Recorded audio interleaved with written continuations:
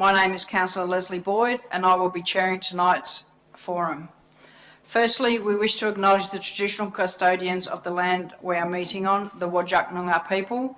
We wish to acknowledge their elders, past, present and future, and respect their continuing culture and the contribution they make to the life of this city and this region.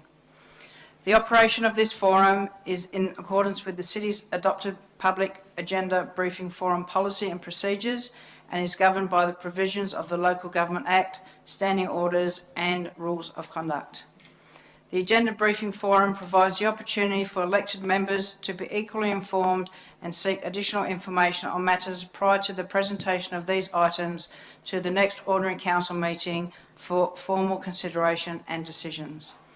I would like to also draw elected members and the public's attention to section 6.17 of the City of Kalamunda Standing Orders, Local Law of Conduct, which sets a standard for all attendee conduct at this meeting. I thank you for your attendance and interest. Attendance, apologies and leave of absence.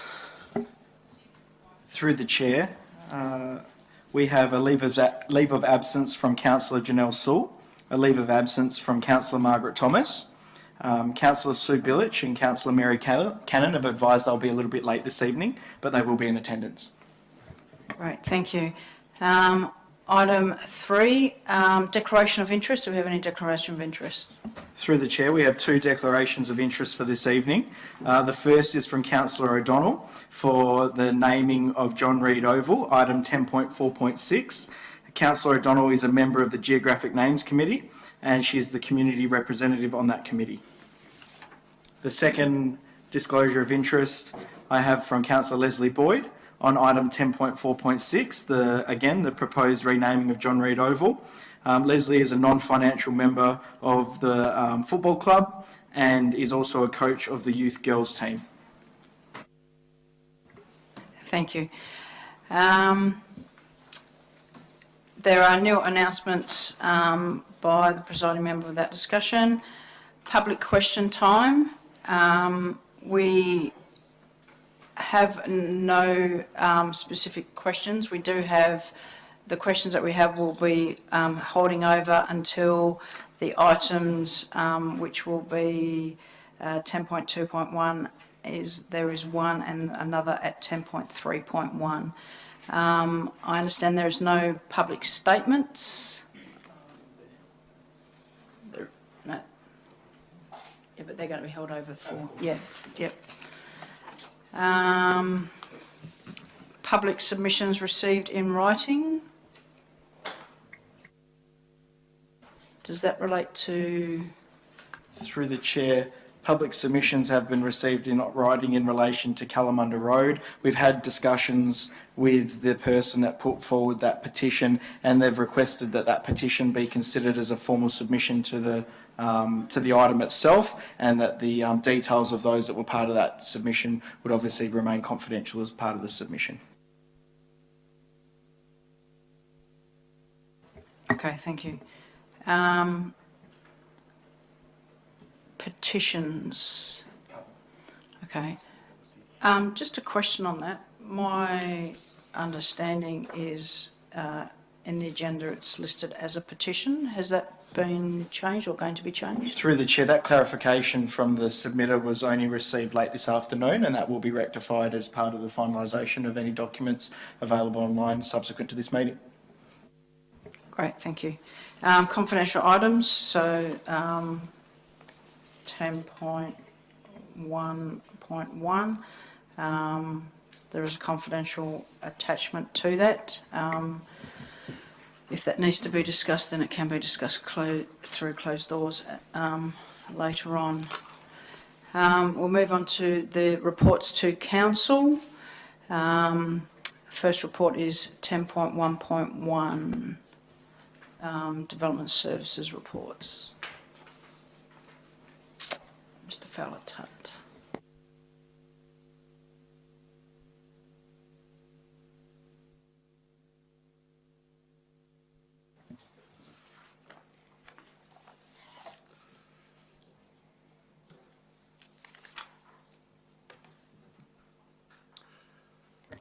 Good evening, councillors, members of the public. First item presenting on tonight is proposed amendment number 103, lot 613, number 4, Varley Street, Lesmurdie, reclassifying the site to civic and community local scheme reserve. By way of background, the site's currently zoned reserve local open space and was vested to the Lesmurdie Baptist Church on the 18th of March 1997 for the purpose of church purposes, community and recreational facility.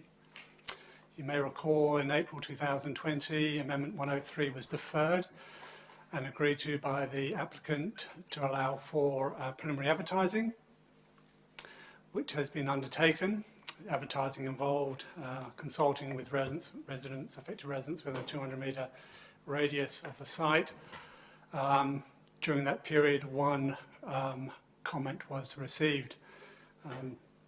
The issues raised in that one submission related to the future development of the site and some concerns around amenity impacts, typically noise and traffic.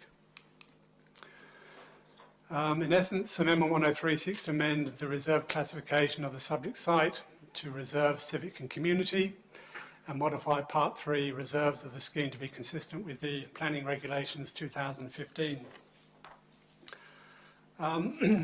The proposal is considered, the reclassification is to civic and community is considered consistent with the current vesting and the proposed use of the site as a multi-purpose community building.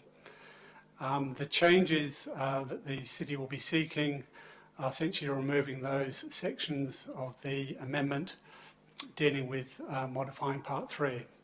We believe these could be dealt with through the scheme review, which is currently undertaken at the moment. Council should also be aware there's a current application on the site for a multi-purpose community building. Activities comprising mentoring, counselling, parents groups, cafe, and some consultancy for specialist medical appointments. So moving forward, the officer recommendation is that the proposed reclassification is supported for the purpose of public consultation, subject to the modification to delete sections of the amendment which modify Part 3 reserves of LPS to be consistent with the model provisions. Any questions? Councillors, are there any questions?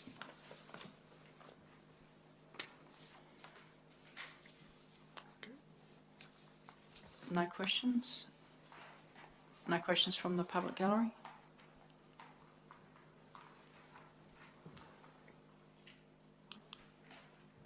Being no questions, we'll move on to the next item, 10.1.2.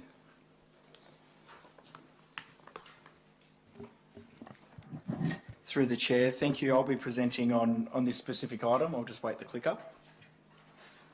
Thank you. Item 10.1.2 is the presentation of Amendment 104, proposed Amendment 104 to Cambridge Reserve, which will assist with progressing the potential development of Cambridge Reserve as a community enhancement project for improved public open space, residential development and aged care. Cambridge Reserve has gone through a significant planning and consultation process with the community over a number of years, dating back to 2010, 2011, but the city has more recently embarked on a revised community enhancement project and consultation exercise over Cambridge Reserve, with preliminary engagement for the site occurring in early 2018, with a draft concept plan prepared during the middle of 2018 and public advertising occurring during July and August of 2018. Concept plan was modified as a result of that community engagement in the middle of 2018, and a revised concept as shown on the screen was presented to Council at the February 2019 OCM for consideration and endorsement to proceed with the land transfer process to enable the land to be developed for aged care and residential development and improved public open space, and for referral to the Department of Planning, Lands and Heritage. The city referred the concept plan to Department of Planning, Lands and Heritage, and they referred the proposal to the Department of Biodiversity and Conservation, and they requested further investigations and amendments to the site. Throughout the early half of this year, the city undertook flora fauna investigations, water management studies, geotechnical reports and other technical analysis to arrive at a revised concept design taking into account comments from the state agencies. Key elements of the site that required revision included the confirmation of a TEC in the northern portion of the site, and also identifying and validating the existence of the other two TECs that were proposed to be retained in the initial concept. Cambridge Reserve has also acted as an informal drainage sump for the surrounding local road network over the past decades, and that's shown on that cleared section in the middle, that cleared depression in the middle, which is often full in the winter months. No doubt it would be full of water at the moment. So as part of the water management studies and further analysis, the city looked at how it could better use that sump as part of the concept and reconstruct and reconfigure that existing sump into a constructed wetland and espouse the principles of water-sensitive urban design by creating living streams and revegetated watercourses. So that analysis has been fed through with a revised drainage regime, resulting in a revised concept along with the identification of the TEC. That has resulted in a lesser development footprint for the site, but nonetheless, the city has worked through that to ensure feasibility of the project and has come up with a number of options with the revised concept should this proceed and there be an interested party that would wish to develop aged care on the site. The revised concept has a number of key features, being that the site is looking at embracing the existing native vegetation on the site and creating significant walkways with breakout areas for exercise equipment and interpretive signage. Also looking at revegetation of those TECs. Those TECs have gone through degradation over the years, and as part of this process there would be a considered environmental management plan and revegetation plan for those TECs, and ensuring that there's appropriate management mechanisms in terms of edging effects and the like for the proposed proposed path network. The city has retained a significant playground with about 1,000 square metres identified there for the playground, and has two options. The city has two options, be it a 1.5 hectare aged care site or a 1 hectare aged care site with some proposed additional lots. These are some SketchUps that were done showing what the playground area may look like, and likewise some of the walking trails and breakout spaces throughout the walking trail network that's proposed. This report before council proposes to initiate the rezoning of the portion of land that has now, through the conclusion and preliminary referrals to the state agencies, been identified as the developable portion, the portions that the state government agencies and the Department of Planning would consider for development purposes. So this is the formal initiation of the rezoning and planning proposal process for Cambridge Reserve, and that would enable this site to be zoned what we call urban development under our planning scheme, which will enable a structure plan to be prepared over the site. The city, by initiating this amendment and having the certainty through the Department of Planning through this urban development zone, would be able to release portions of the land as an expressions of interest to the market to identify and understand whether option 1 or option 2 is a preferred layout in terms of the development portion for the aged care site. It will also give a better understanding in terms of financial feasibility and the outcomes of option 1 or option 2, and concurrently with the rezoning, the city can seek comment from the surrounding community on whether they would prefer option 1 or option 2. The next steps in terms of the process is for council to initiate the local planning scheme amendment, undertake further community engagement through the planning scheme amendment and the two options that are proposed within the boundaries and the footprint of that planning scheme amendment, continue to work with the Department of Planning, Lands and Heritage, particularly the land section on the transfer process, and discussions at a very senior level are progressing in that regard. And once the amendment process is substantially progressed, a report to council regarding delivery options in terms of a governance model and how the land would be delivered, the expressions of interest from the aged care sector and the interest in the aged care component and the like would be further progressed and presented to council. It's important to note that any revenue that is identified to be raised on this site is proposed to go into the Forestfield Community Infrastructure Reserve, and that's a fund utilised purely for community infrastructure and public public open space improvements throughout the Forestfield locality, specifically to the Forestfield locality, and there would be no general revenue put into the city's accounts through this. It would be put aside through a reserve account and strictly for community infrastructure and public open space improvements. Any questions? Councillors, is there any questions? Any questions from the public gallery? I'll just note that Councillor Billich has joined the meeting as well.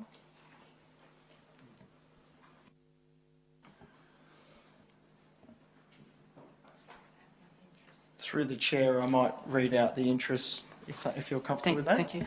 Thank you. I've just received a disclosure of interest from Councillor Sue Billich for item 10.2.1, Kalamunda Road Functional Review. That is a direct financial interest in the two properties on Kalamunda Road, and as such, will you be staying in the room or leaving the room, Councillor? And Councillor will be leaving the room. I'll pass that to Manager Governance. Thank you. Thank you. Okay, no questions on this item. We'll move on to the next item, which is 10.1.3, Regulatory Service Update.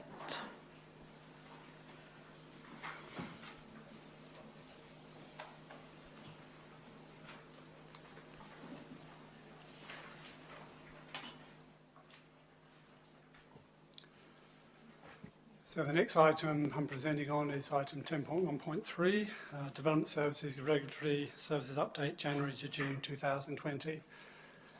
This represents the latest update. Council may recall that I presented previously on the period from July to December of last year. The purpose of this report is to provide a half-yearly update on the regulatory services provided by the City of Kalamunda, with respect to approval services, environmental health and community safety for the period January 20 to June 20. Reporting on the regulatory services of the development services promotes transparency and accountability in the function and operation of approval services, environmental health and community services. So starting with statutory planning, for the 6-month period, the City processed a total of 207 development applications. Of these, 97% were assessed within the agreed timeframes.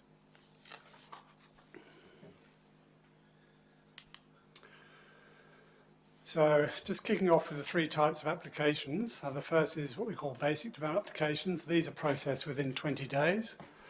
Of the applications that were assessed, 94 processed within the agreed timeframe. Now, it's important to note that with these basic development applications or fast-track applications, there's no statutory obligation for the City to process these within the timeframe.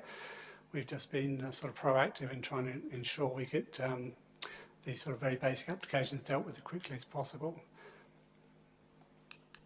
Moving on to standard applications, these are dealt with within a 60-day timeframe and they don't involve any advertising. So we had dealt with 56 or processed 56 applications, 100% of which were processed within that 60-day timeframe. And finally, dealing with complex development applications, these are ones that actually require formal advertising. These have to be dealt with within a 90-day turnaround. We processed 109 applications and 97% were processed within that 90-day statutory timeframe.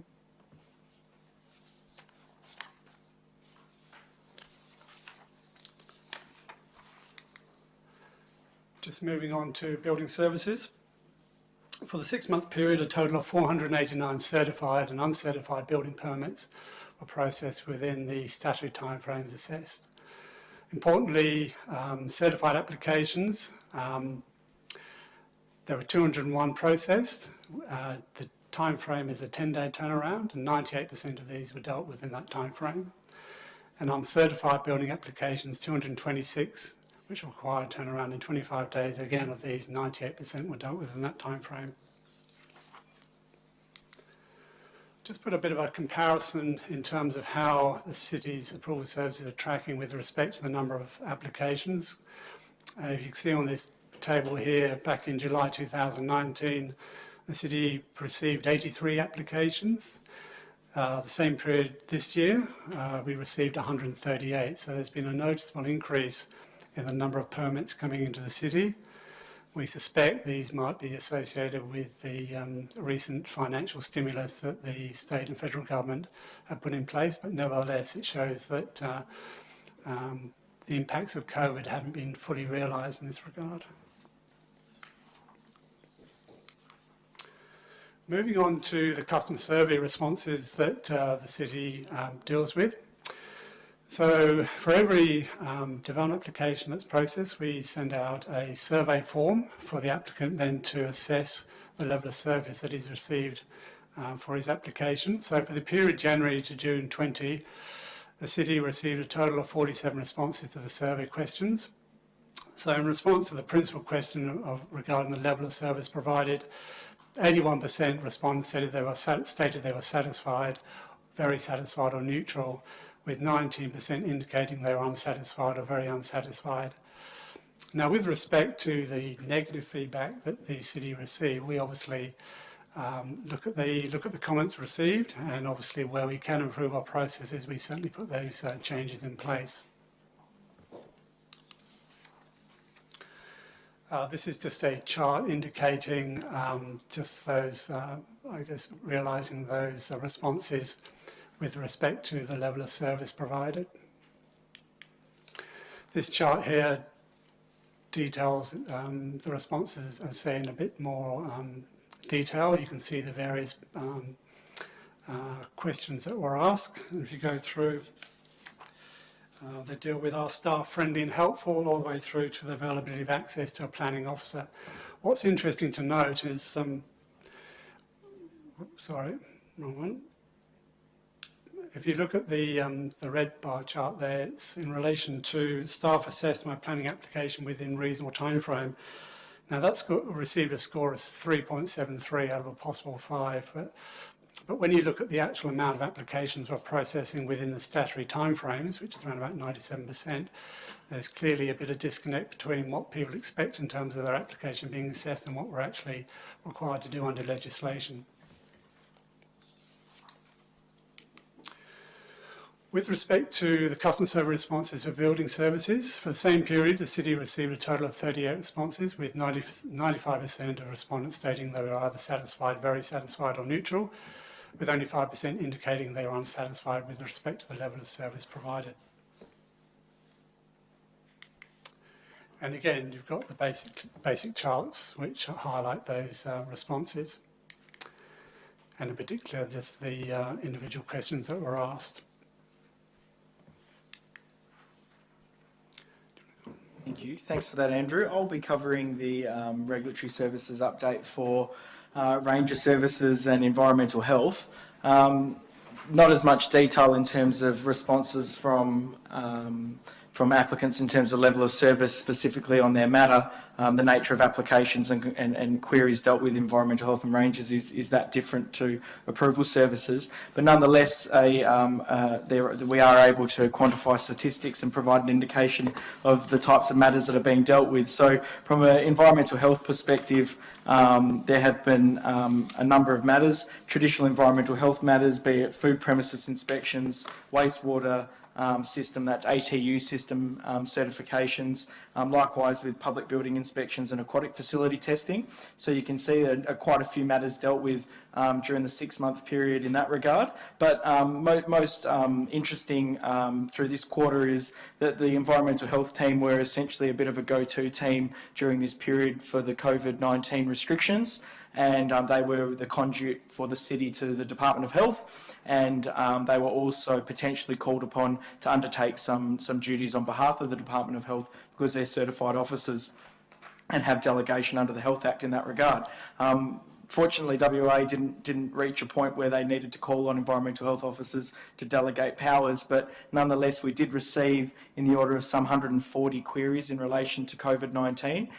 The environmental health team also assisted and worked with our events team in terms of applications for ensuring markets were able to proceed during that period and making sure that there's appropriate distancing and protocols put in place in that regard. So a wide variety of matters are dealt with from the environmental environmental health team, be it ensuring that the restaurants are and food premises are adhering to appropriate hygiene standards, or they're dealing with noise complaints. We did see an increase in noise complaints over this period as a result of more people being at home.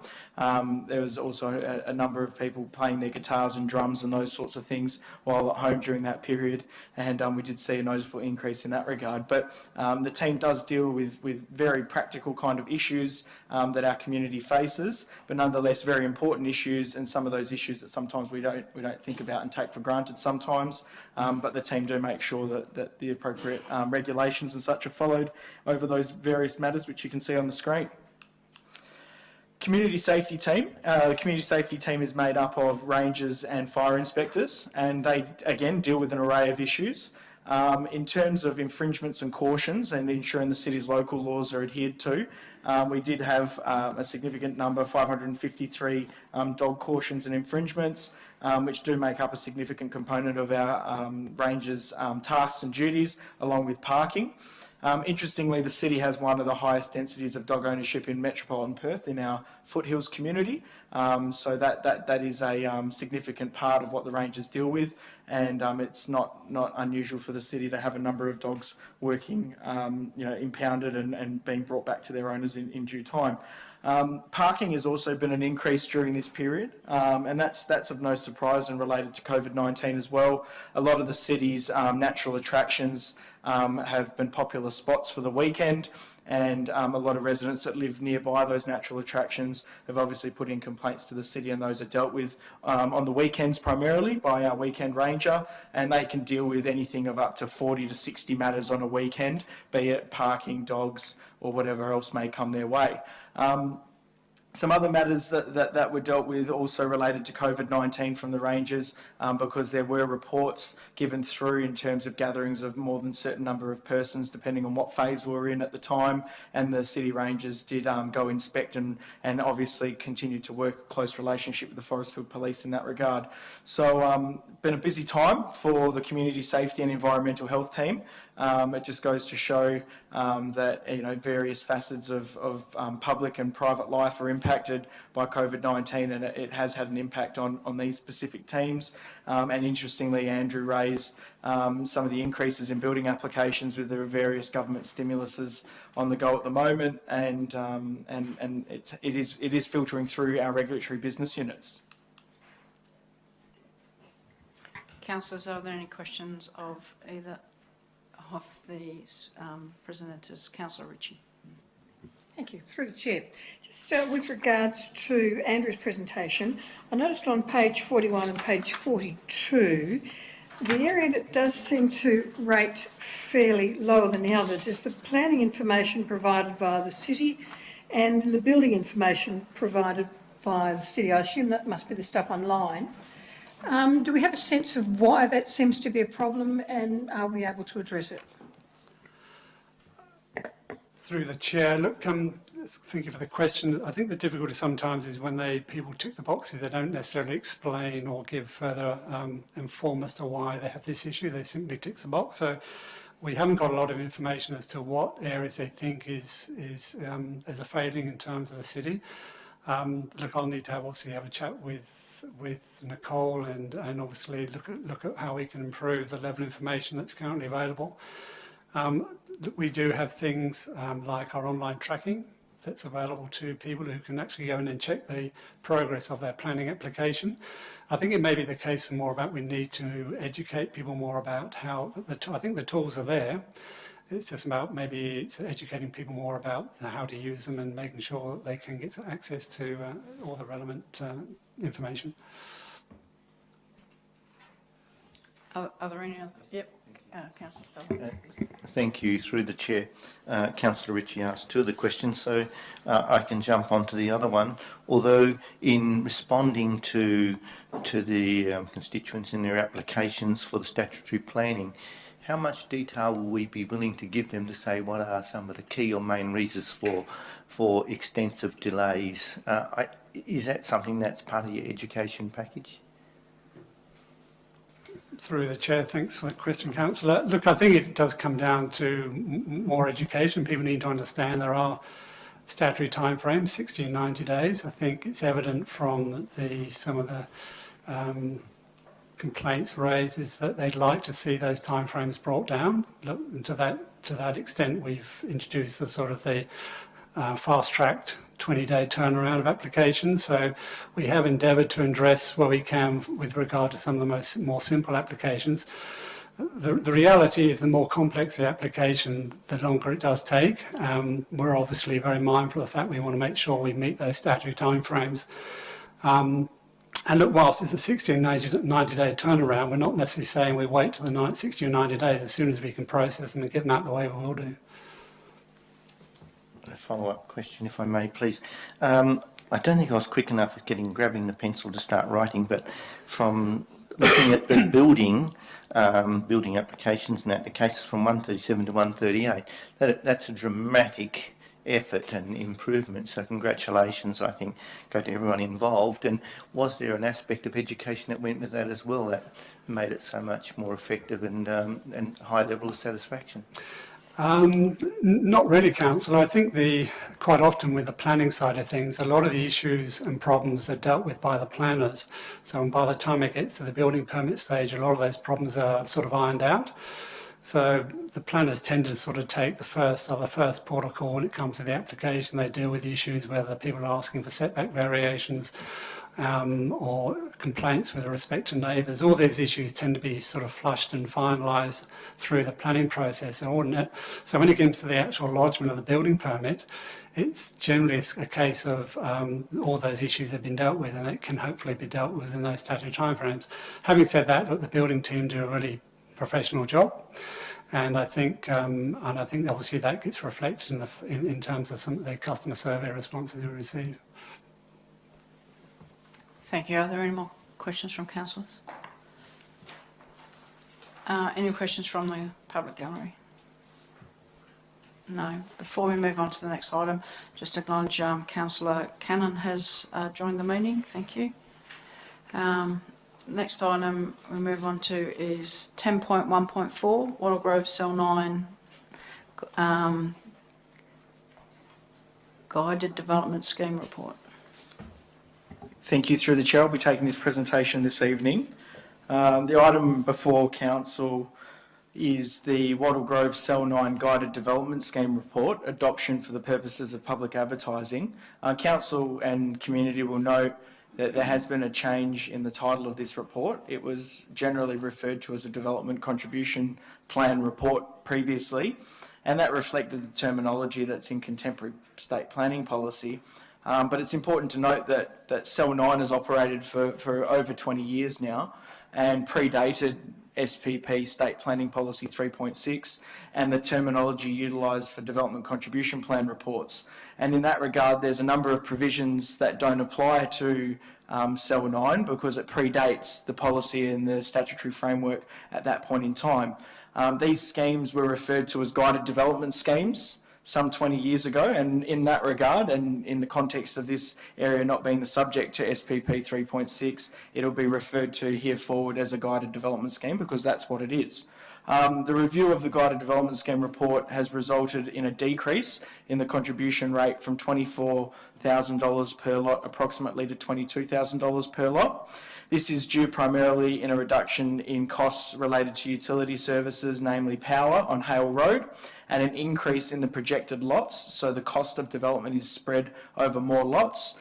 Therefore, the rate has reduced in that regard. For lot 42 Bruce Road, which should be well known to the general community as where Grass Trees Australia are located. That property has actually got development potential, and the previous reviews and inputs into the guided development scheme assumed a lower yield from that site. However, the site has development potential, and in contemporary times, most land developers that purchase sites or most landowners that wish to develop their sites will seek to maximise the profits on their site. So in that regard, we've reflected the density that is shown on the structure plan, and that has resulted in more lots. So the cost is spread over those additional lots. Land value was also re-estimated as part of the annual review with an approximate value of $165 per square metre.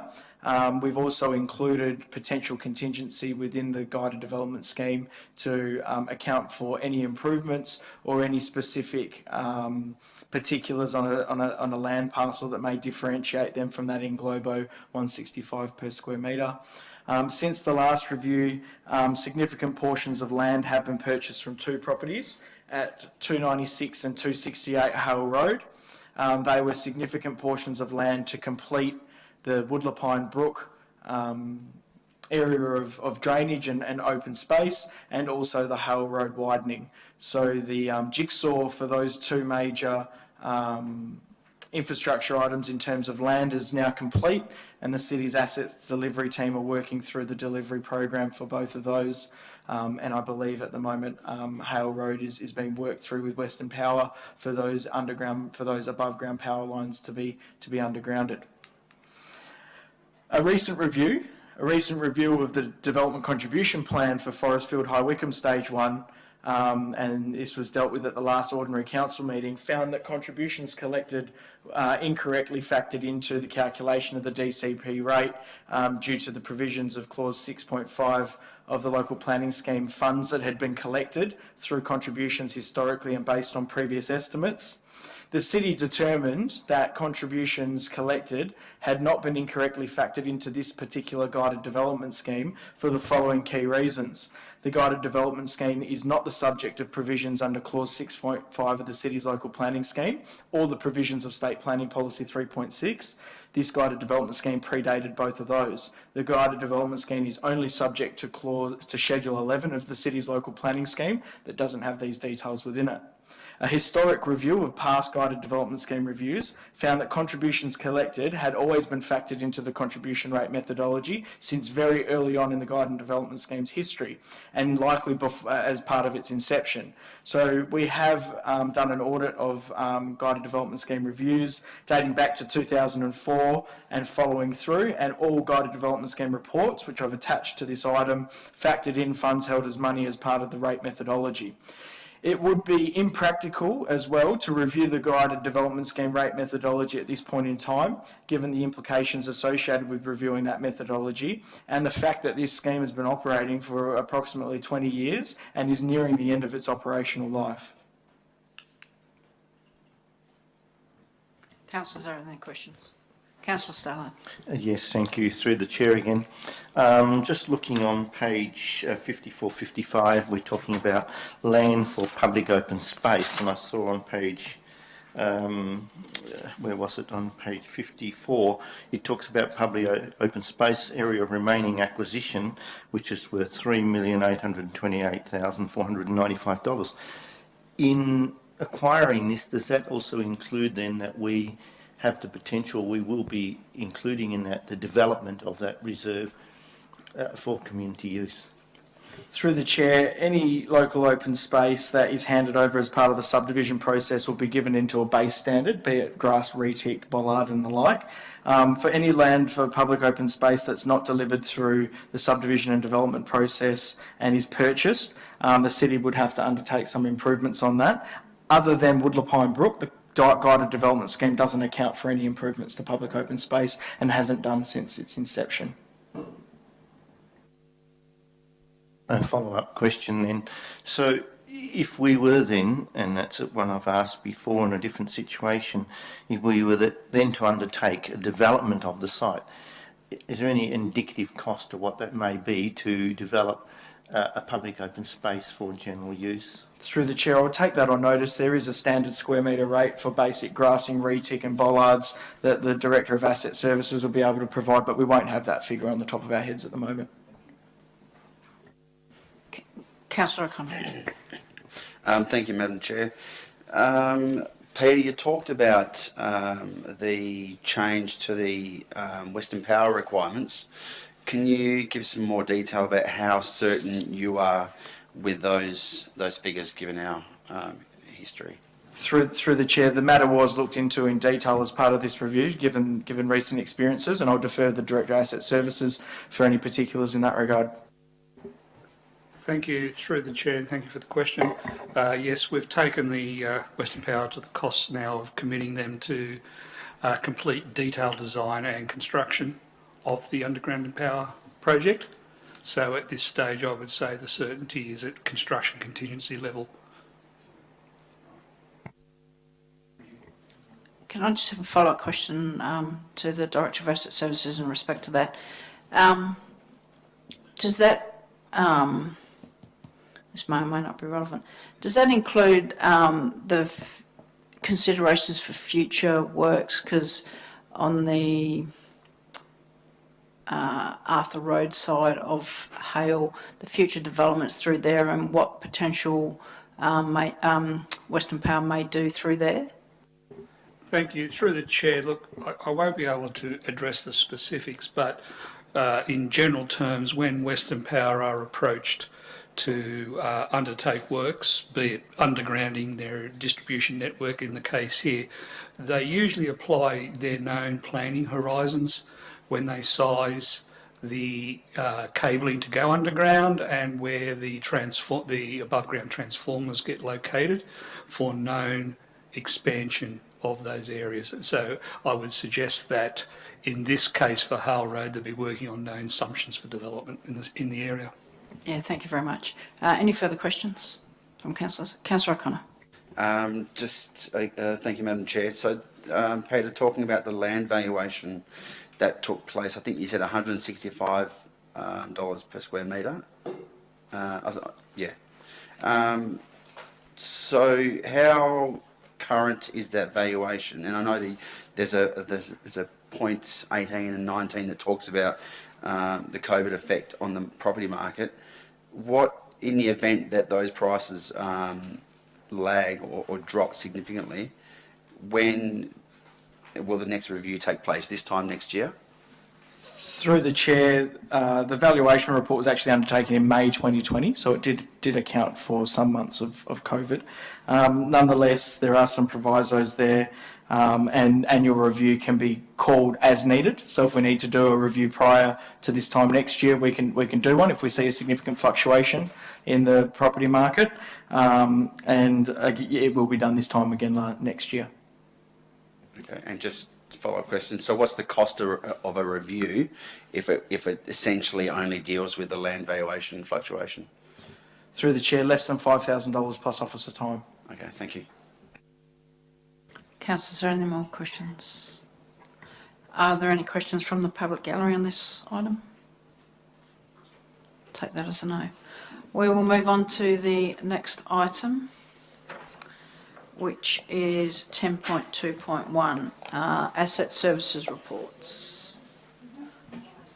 Councillor Billich has declared an interest and will be leaving the room.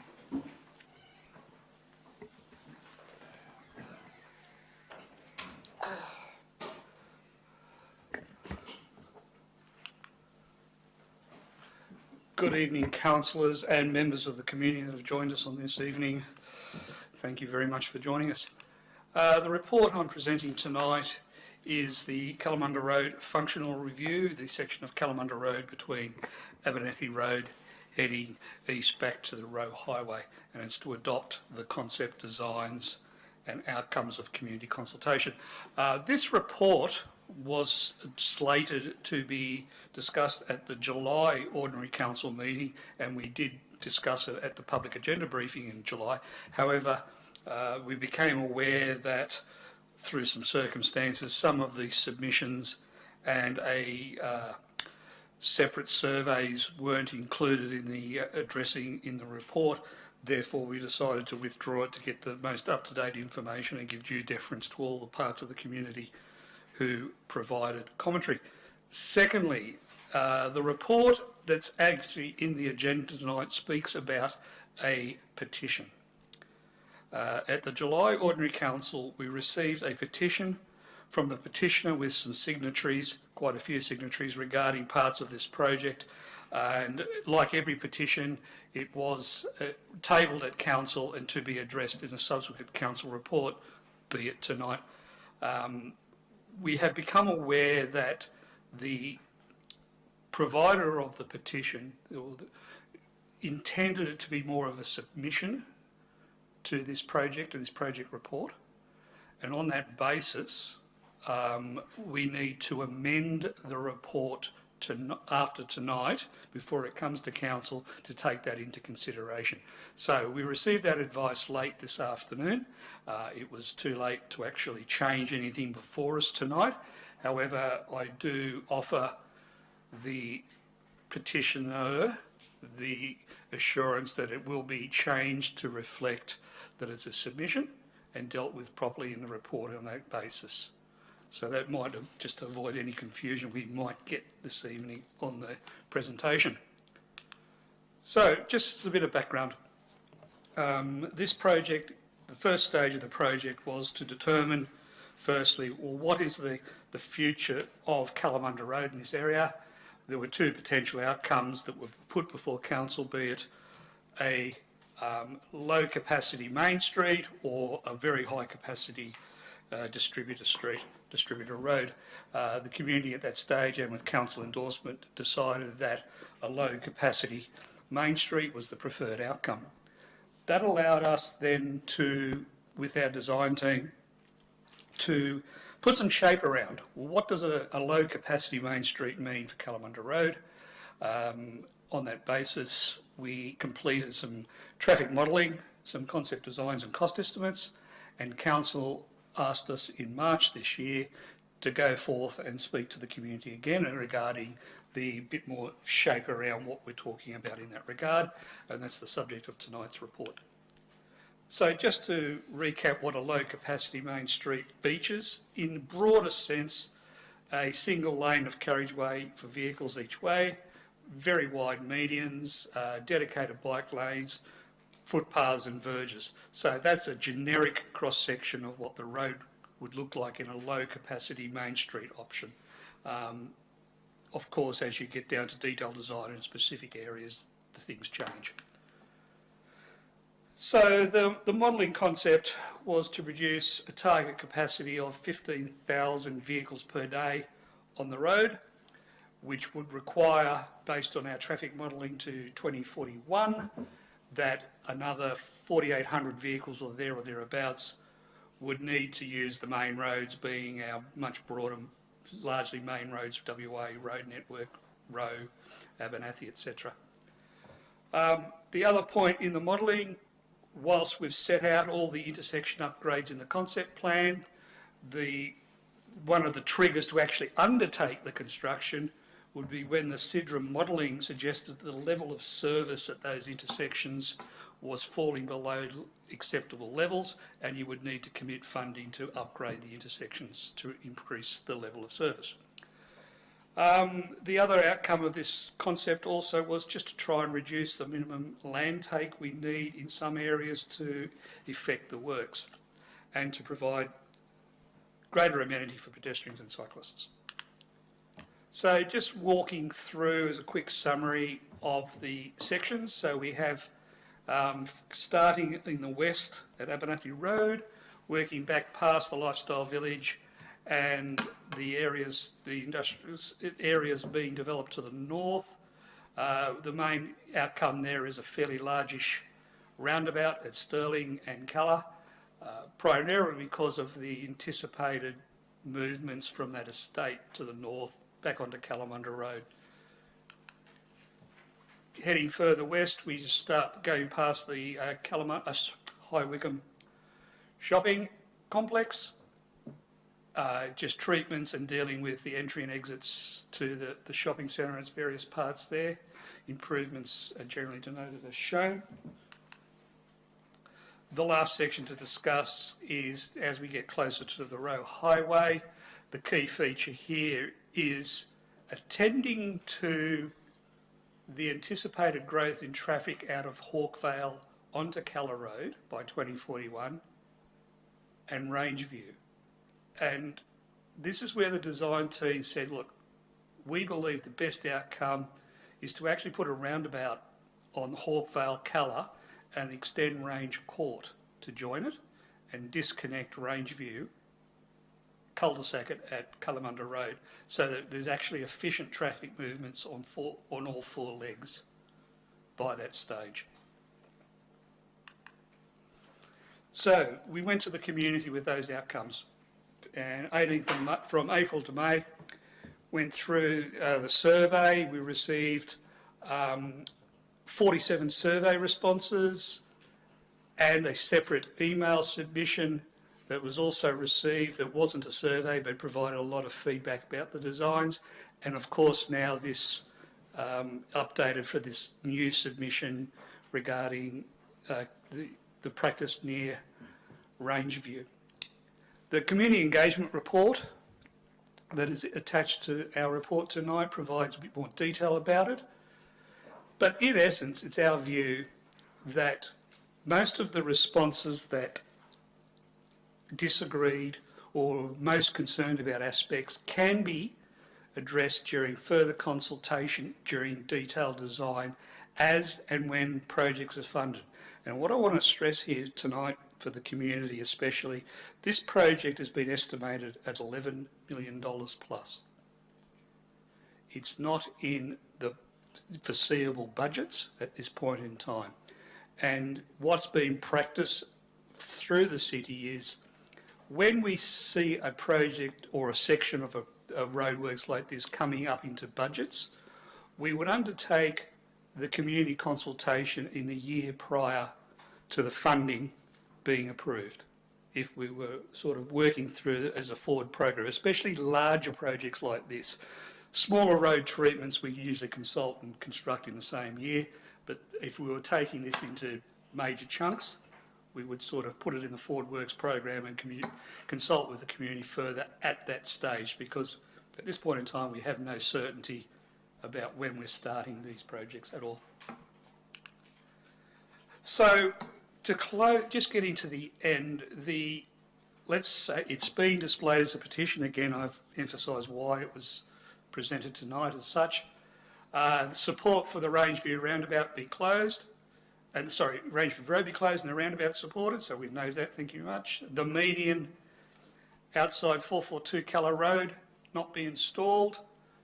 Again, we will, as we get closer to that project being funded, that part of the project being funded, we can go through the consultation further to see if there is a good balance between good road design and what we want to achieve at Kalamunda Road and the business owner's desire for that area. Excuse me. Finally, the petitioner requested that the verge width outside of 442 Kalamunda Road not be reduced to allow him to continue for his customers to park there, especially larger vehicles, given the nature of the business. We've been made aware of this. We don't support it from a road safety perspective. However, we will continue discussions with the property owner and the operator regarding their need to provide parking for their customers. So the recommendation tonight, which will change once we come to council, it will be to adopt the Kalamunda Functional Road Review as shown in the attachments, and we will delete item 2 because said petition does not exist. I understand that some of the community members want to speak to this matter. Chair, which way would you like to take batting order for community comments and councillor comments? Yeah, we do have a question. A public statement. Yep, we do have a public statement. Do you want to take questions from councillors first while it's fresh in their mind? You happy to do that? Yeah, we'll do questions from councillors first, and then we'll have the public statement. Councillor Giardina. Yes, thanks, Madam Chair. How many, I suppose you can't tell me, Brett, how many people have we had from Rangeview Road and Old Ebonethy through that area, Inn Road and Swan Road and all that? How many people have commented from that area? Because I noticed most of the 200 people on this submission, or circa 200, are not from where this particular T-junction wants to be shut. and I understand that probably most of the they go to the business where Mr. Village actually works. So I'm just concerned, what consultation have we had? How many people from that area that actually use Rangeview Road, Old Edney Road, from that area coming up onto Kalamunda Road, whether they know about this. Thank you for the question through the chair. The survey forms was the primary method of feedback we received. People submitting their names and addresses were optional. We will be able to provide council before the OCM with a bit of a heat map to show where people that we knew their names and addresses responded to outside of the petition, if that's what you're after, Councillor Giandet. Yeah, that's what I'm looking for, because it's quite clear the names on this petition are people that actually go to this business. I must stress that we would not be able to say that's 100%. The surveys, the 47 surveys and submissions received have got every name and address at our fingertips, but we'll provide you the information what we know. That's fine. Thank you. Councillor Stelline. And yes, thank you. A lighter one, but on the report it talks about, on page 63, we talk about 15,000 vehicles per day. Can you again clarify what are some of the things you're going to do to try and knock 4,000 or 5,000 cars away from using that area there? Because I know I like using it and I keep going, but I'm not sure what are you going to do to me to make me go on another route? Thank you. Through the chair, I'll take your car keys off you for starters. No, seriously, a lot of the vehicles that use Kalamunda Road at the moment are through vehicles. And of course, as you are all very much aware, Main Roads WA and the state government and the federal government have got in train significant upgrades to the major road networks around that. And that's being seen as one of the more attractive ways for those commercial vehicles who want to get past Kalamunda Road instead of visit Kalamunda Road. They'll have much better, more accessible routes to get past it. Therefore, they'll be the vast majority of the 4,800 vehicles that won't be using it any further by the target growth period. I suppose a follow-up, if I may, the new bridge going straight over the top is sort of, the Kalamunda Road being continuous rather than being stopped at the lights. Is that not necessarily going to counter some of that? Because I know I'm looking forward to be able to go straight through without the lights. So, yeah, I'm just wondering if we factored that in any way. Thank you, Councillor. Yes, we have, again, as we have factored in the known main roads works in that area of much the road Kalamunda highway upgrade was well underway by the stage Cardinal were doing this report for us. Whilst again it does provide very effective movements to continue along Kalamunda Road from the east, for argument's sake, continuing to travel west, what we're saying is, and again I emphasise, the surrounding major road network will be more attractive for commercial vehicles to get to where they need to go rather than having to stay on Kalamunda Road to get further west, etc. Councillor Ritchie. Through the chair, just looking at the Range Court people seem to be probably the most disadvantaged, I would think, from a nice, relatively quiet cul-de-sac to suddenly becoming quite a major roundabout. Do we know if we had any specific feedback from the Range Court people, or did we ask them specifically? Thank you. Through the chair, as we've said, the community survey went to the whole community. I will provide, if we've got, through the synthesis of that, if we can extract any particular Range Court comments, and we'll provide those to the councillors. Councillors, any more questions? Just one. Councillor Cooper. Through the chair, I just noted in the report that one of the submitters said about not closing Rangeview Road but making it a left turn only. And I think it was said noted, and I was wondering, would council look at that? And then perhaps does that take a little pressure off the range court people? Thank you, Councillor, for the comment. It's a bit difficult to understand until we know when we're looking at that section of construction, when the budget exists. Again, as I emphasised earlier this evening, we will be then going down to specific designs and consultation on specific designs. A left turn only out of range view at the present time, or the roundabout, assuming the roundabout goes in, I don't think there'll be a lot of people that would continue on range view to turn left to hit the roundabout, or just go up range court and hit the roundabout. Councillors, any more questions? Councillor O'Connor. Thank you, Madam Chair. Brett, just following on from Councillor Stallard's question about deterring trucks from using the Kalamunda Road, do you think that the installation of roundabouts will deter some of those trucks from using Kalamunda Road? Thank you for the question, Councillor O'Connor. Through the chair, I think it's the overall outcome of the streetscape that will make commercial vehicles looking for a through route prefer something else that's a bit more quicker. And the roundabouts are just part of that treatment of the streetscape.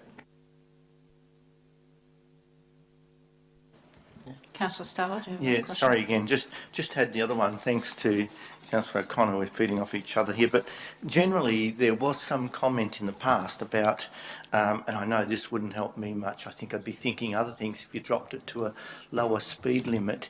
Is that on the agenda at all? Are we still nowhere near that with main roads, or we haven't canvassed it yet? Thank you. Through the chair, that's slightly off topic, but what I can say, main roads will consider a speed zone reduction if we can demonstrate, for argument's sake, and this is purely theoretical, that much like Priory Road, it's posted at 60k. The average speed was much less than 60k, it was towards 50k. By itself, without doing anything, we were able to demonstrate that most of the traffic is travelling slower anyway, so can we post it down to 50k? And that meets their tick the box. So that's how Priory Road, for argument's sake, we were able to achieve a 50k speed reduction by default. The other option is undertake traffic streetscape works and changes to the lanes and changes to your general thing, so that by what's called friction, traffic slows down, and then you can get a speed zone reduction through. I have a question. I'm just wondering if I'm a little confused in regards to the petition / submission. I note attachment 10.2.1.6 is listed as submissions received to the city, and my understanding is that a submission is insights, observations and opinions, which are written statements, whereas what's been provided in our pink attachment is a list of signatures, which by definition is a petition. I'm just wondering why the city or the staff has chosen to change what's in our pink slips definition, and where the definition of petition versus submission has been taken from by the officers. Through the chair, I'll seek some advice from our governance advisor, but in relation to changing from a petition to submission, that was undertaken on the advice of the person that put forward that petition. They requested that the details not be made publicly available of those that signed the petition, and in that regard the city clarified whether it was a petition or a submission and provided an outline of both. And the response from the person that put forward that petition was that they would like it considered as a submission and not a petition.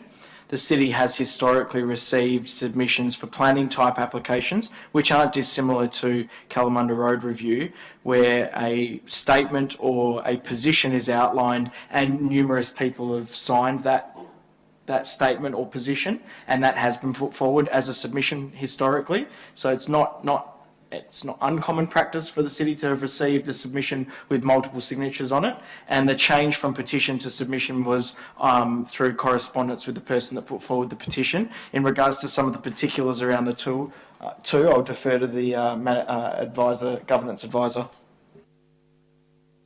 Thank you. Through the chair, we were able to offer the person that organised the submission the option, because this is not a matter which the people have a statutory right to put in a petition.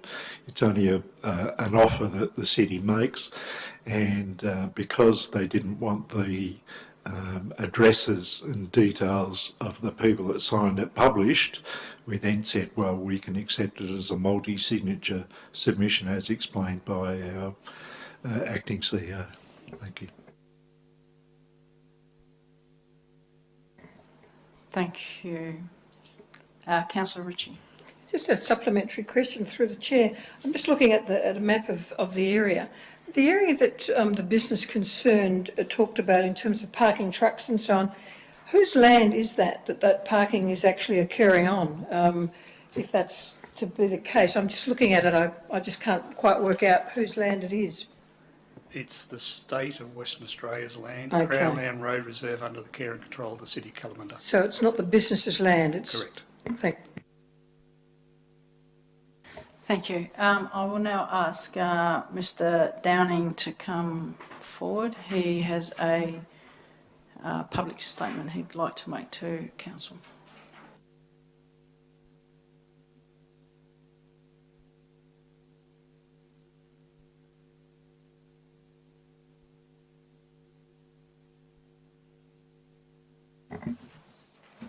Hello. I was sceptical of this project from the very beginning, and I stated that in my initial survey response. I believed that the survey was written in a way to support a predetermined outcome to limit the cost of buying additional land needed for a dual carriageway. I have no agenda here. I do not have a business or property on this road. While I am a truck driver, I do not use this road in my truck. I'm a user of this road as a motorist, a cyclist and a pedestrian. My concerns are as a long-term resident of High Wycombe, and as this project has a timeline of 20 years, I'm voicing my concerns for the future residents as well. 5,000 surveys were sent out, with the majority of these being delivered to people's homes, and you only had 224 responses. That is a 4% strike rate. Most statisticians would call this an inadequate sample size to draw a conclusion. They would say that the majority of they would not say that the majority of residents want this. The concept plan was not as widely advertised as the initial survey, so I think the city staff are drawing a long bow in assuming that because they only received 29 responses, that the people are happy with the concept. Especially since my strong objection that I put in a written submission was somehow initially left out. This has since been rectified. I would also like you to note that of the respondents, even those who mostly agree with the concepts have commented that there are too many roundabouts. I would like to highlight some of the so-called benefits that are stated in the report. The report states that the proposed changes will significantly improve road safety for non-motorised users such as pedestrians, cyclists and other vulnerable users, when in fact the Cardno report specifically states that roundabouts reduce safety for cyclists. In the Cardno report, it states that the idea of roundabouts was put forward by the city, not by the contracted traffic experts. The city's reasoning is that it will reduce right-angle crashes, but the crash stats in the report state almost all right-angle crashes have been either at or in the vicinity of the Chipping Newburn Road roundabout. The report also states that the project will significantly increase active transport and public transport use through the provision of supporting infrastructure. The earliest stage of the project, from Roe Highway to Cyril Road, at the cost of $2 million, will give us 2 roundabouts, a 2 metre wide footpath, a 2 metre wide cycle lane either side of the road, and remove 3 bus embayments. Currently, there's already a 2 metre wide path and a 1.5 metre wide bike lane on both sides. Not really a great return on investment. If the use of public transport is going to significantly increase, will that not mean an increase in bus movements on Kalamunda Road? I would expect that with the opening of the High Wycombe train station, there will be at least 4 times the amount of buses on Kalamunda Road than what we currently see. Why would we want them to stop in a carriageway rather than a bus embayment? The officer comment on this issue states that it is the PTA preference to stop in the carriageway. While satisfying the PTA, it will be of detriment to the other 15,000 vehicles per day, which include the people who are actually paying for the change. Another comment in the report states that this project will provide environmental benefits by limiting emissions and noise growth from traffic and enhancing street environments. The distance from Abernathy Road to Roe Highway is 2.3 kilometres. If you use the bypass to get to the same destination, it is 5.3 kilometres. That is more than double the distance. Can someone explain how forcing vehicles to decelerate and accelerate through 6 roundabouts within 2 kilometres between Roe Highway and Stirling Crescent, or diverting 4,823 vehicles to travel twice the distance to avoid Kalamunda Road is going to have an environmental benefit or limit emissions and noise from traffic? The road is called Great Eastern Highway Bypass, not Kalamunda Road Bypass. Kalamunda Road is already over design capacity of 15,000 vehicles per day. A SureMac report in 2019 had the vehicles per day at 16,120. I do understand that not all vehicles using Kalamunda Road are from High Wycombe. However, they are most likely to need to use this road. Currently, the population of High Wycombe is 13,000. In 2036, the projected population of High Wycombe is 20,000. That's a 50% increase. Somehow the report has found by implementing this concept, there will be 4,823 vehicles diverted by 2031 and 8,811 vehicles diverted by 2041. 2 councillors have made comment on the reduction of the 4,800 vehicles. Please don't be confused by the terminology used in the report. This road is designed to carry exactly the same amount of vehicles as there is now. The diverted vehicle movement number of 4,823 is based on a percentage growth of vehicles using the road over this time. The population of the City of Kalamunda is forecast to increase by 16,000 people in this time, but the vehicle movements on this road are projected to be the same. Do we really think this will happen? The major issue that the city has now, and even more so in the future, is more and more people are using satellite navigation to get directions. So as seen at the Bayswater subway, with trucks getting stuck, or on Priory Road, cars and trucks will continue to use Kalamunda Road because Google tells them that that is the shortest way. This project is forecast to cost over $17 million to stop trucks. However, Main Road's design means the road has to be suitable for as-of-right vehicles. Surely the residents of High Wycombe could not reasonably expect that they would not see trucks on their road when the suburb is bounded by industrial area on 3 sides, and on the 4th side is one of the state's most important heavy vehicle routes. The result of this project will be a gridlocked road caused by roundabouts and buses stopped in the carriageway, and will result in a large increase in rear-end vehicle crashes.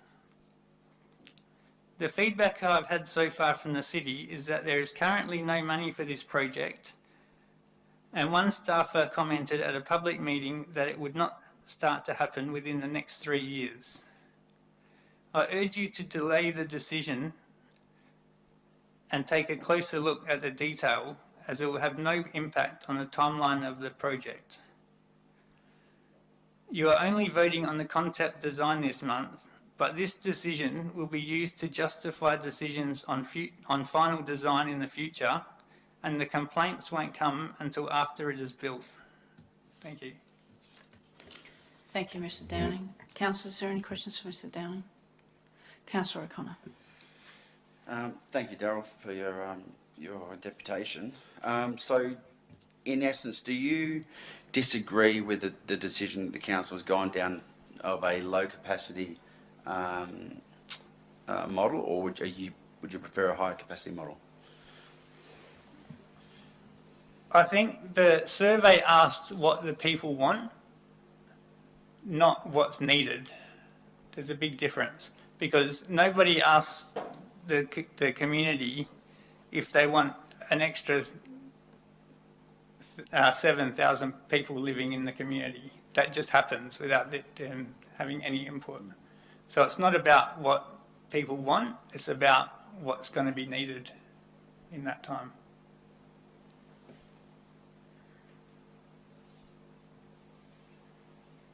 Any more questions? Go on.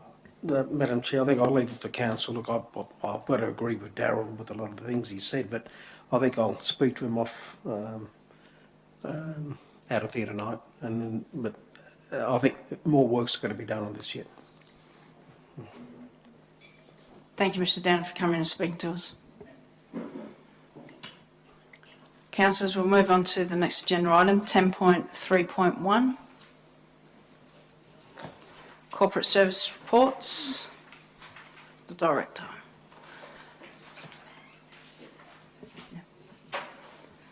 The item is the Kalamunda Chamber of Commerce request for a partnership agreement with the City of Kalamunda.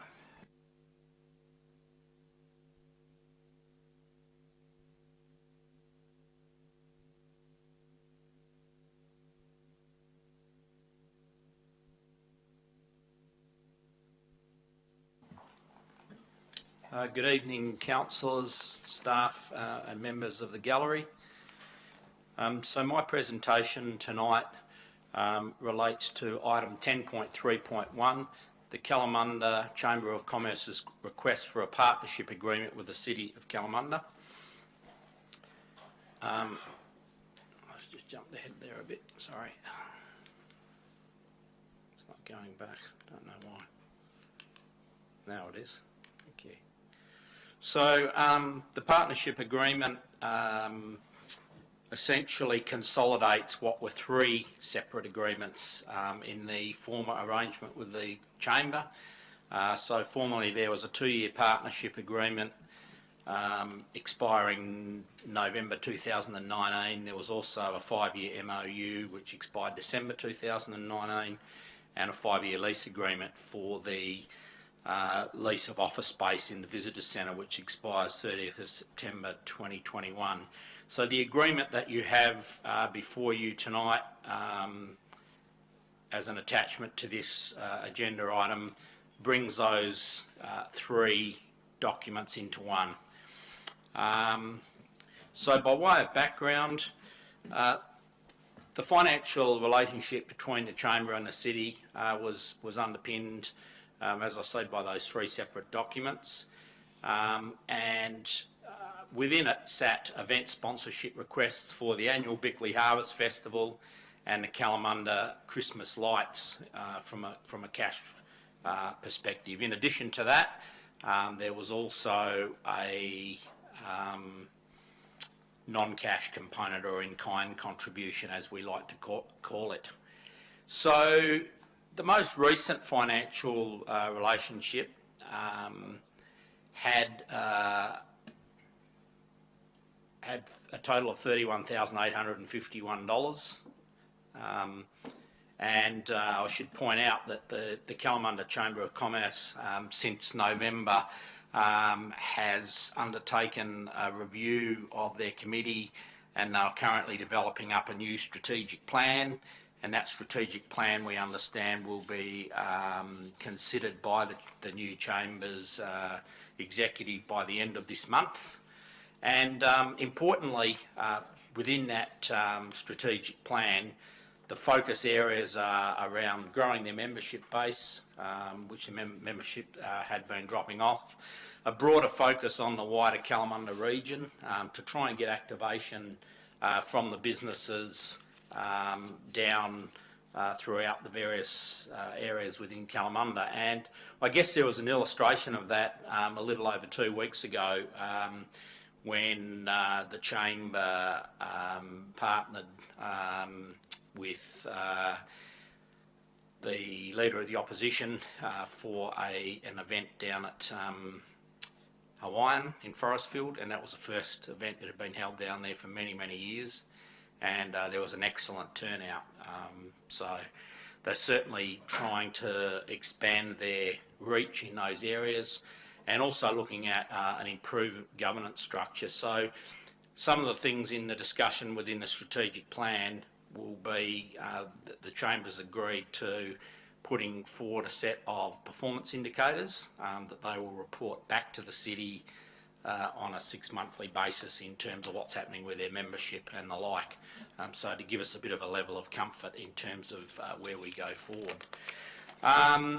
So in essence, the Chamber's request before you is for $15,851 of non-cash or cash in lieu, and $21,000 in cash. And that's comprised of the farmers market and night markets, office space in the visitor centre, use of the city's conference rooms for various functions, KCC members to join the Perth Hills Visitor Centre, the Bickley Harvest Festival and Kalamunda Christmas Lights. So that's what's sitting in the agreement.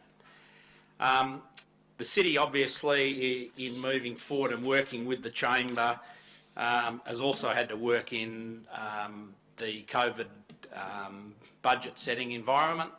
And you'll remember that one of the things in the adoption of the 2021 budget is that we substantially stripped out money out of the operating budgets to enable us to put a budget together to manage through COVID and beyond. Unfortunately, one of the casualties of that was sponsorship money for events. And it's with that in mind that the city's officers are recommending to support the sponsorship agreement, but not support the 20K for the Bickley Harvest Festival. The remaining 1,000 is for the Christmas lights, and we've suggested that stays in there. Before closing off on that point, I'll just say that the city has already commenced work with the Chamber in relation to how we can work together to meet a need that can still get the Bickley Harvest Festival moving forwards. And I think Nicole will correct me, but their staff may have met with the Chamber today. Yes, that's correct. So basically we're going down the path of seeking external funding through grants and partnerships. So typically looking at the Lottery West and also Bendigo Bank. So we've agreed with the Chamber that we will work hand in hand with those guys in order to try and get us to a position where we're able to generate external funding for the Bickley Harvest Festival. So in conclusion, the recommendations are that Council notes the partnership agreement as negotiated with the Chamber, and that Council approves financial assistance of 16,581 comprised of 15,851 in kind and 1,000 cash contribution for the Christmas lights. Councillors, do we have any questions? Councillor O'Connor. Thank you, Madam Chair. Thank you, Gary. Just the first question is, can you just highlight briefly what the changes are from previous years, such as the Christmas lights and the membership to the visitor centre? Are they new items? So through the chair, the fundamental change is the funding request for Bickley Harvest Festival, which we're not supporting. And the other thing that's different is that we previously, in the sponsorship agreement, had an allowance for council attendance at the awards dinner, the annual awards dinner. Yep. We've taken that out on the basis that it's probably unlikely that it'll be an awards dinner. So that was part of the sponsorship piece, but it's primarily the same, albeit the previous money that was given for the Harvest Festival was 16, and now they're asking for 20, which we're not supporting, but all the rest are largely the same. Okay, and follow-up question. So just in the attachment that's titled Partnership Agreement, it's actually got the council will provide the 20,000 for Bickley Harvest Festival. Yeah, so through the chair, there was a question that was asked today by another councillor too. So when the partnership agreement was put to the city from the chamber, they were asking for the $20,000. And so the city's drafted the paper post the agreement coming from the chamber. So therefore, we're saying we don't support that. And so if a council adopts the officer's recommendation, then the chamber will need to go back and adjust their agreement. Okay, so that agreement. This is our attachment. This is the attachment. So we're not adopting this attachment. Is that no, correct? we're actually asking you to note the partnership agreement. Yep. In which case, if you support the officer recommendation, the chamber will go back and remove the 20k. Okay. Or if council is so inclined to say no, reinstate the 20 grand, then that agreement would be as on the table. Okay, thank you. Just to follow up on that, I'm not sure if you're aware, Gary, there is actually two attachments. Attachment 1 and Attachment 2, and Attachment 2 just actually does state final, which may be the confusion for councillors. So Attachment 1 says proposed and Attachment 2 says final. Okay, we'll maybe that needs to be removed. Yep. We'll get that adjusted. Yep. Councillor Stella, do yes, you have a question? I think it's an unbelievable, it's a great move to see that the chamber's moving down into the foothills. When will we get some feedback on what they're attempting to do, wanting to do, and achieving any success, if they have it all, in getting more members from down there? They've got some, and some of them have been very active and great, but I think it hasn't encompassed enough to say it's a success yet. Through the chair, as I intimated earlier on, the chamber are working on a strategic plan which they're expecting to have adopted by their committee the end of this month. So that strategic plan fundamentally addresses what their plans, strategies are in terms of membership, and part of that also, which I referenced earlier, is that we're looking to put in place 6 monthly KPIs. And so those KPIs would typically be around number of events, membership numbers, and some others that are still being worked up. So there'll be a much greater degree of transparency, I guess. And that's pretty common practice nowadays, particularly as we see the challenge for getting money is much harder, and I guess the bar is raised on those organisations that we're actually funding, and noting that we're trying to get better value for money. And I'll reiterate again, John Elbury has been working tirelessly with the city staff to try and get more inclusion, to get more involvement of businesses throughout the region, and it's not easy, but they're, from our perspective, they're having a real red hot crack. Councillors, any more questions? No, I'll ask Mr. Bennett to come in who wants to make a public statement on this matter.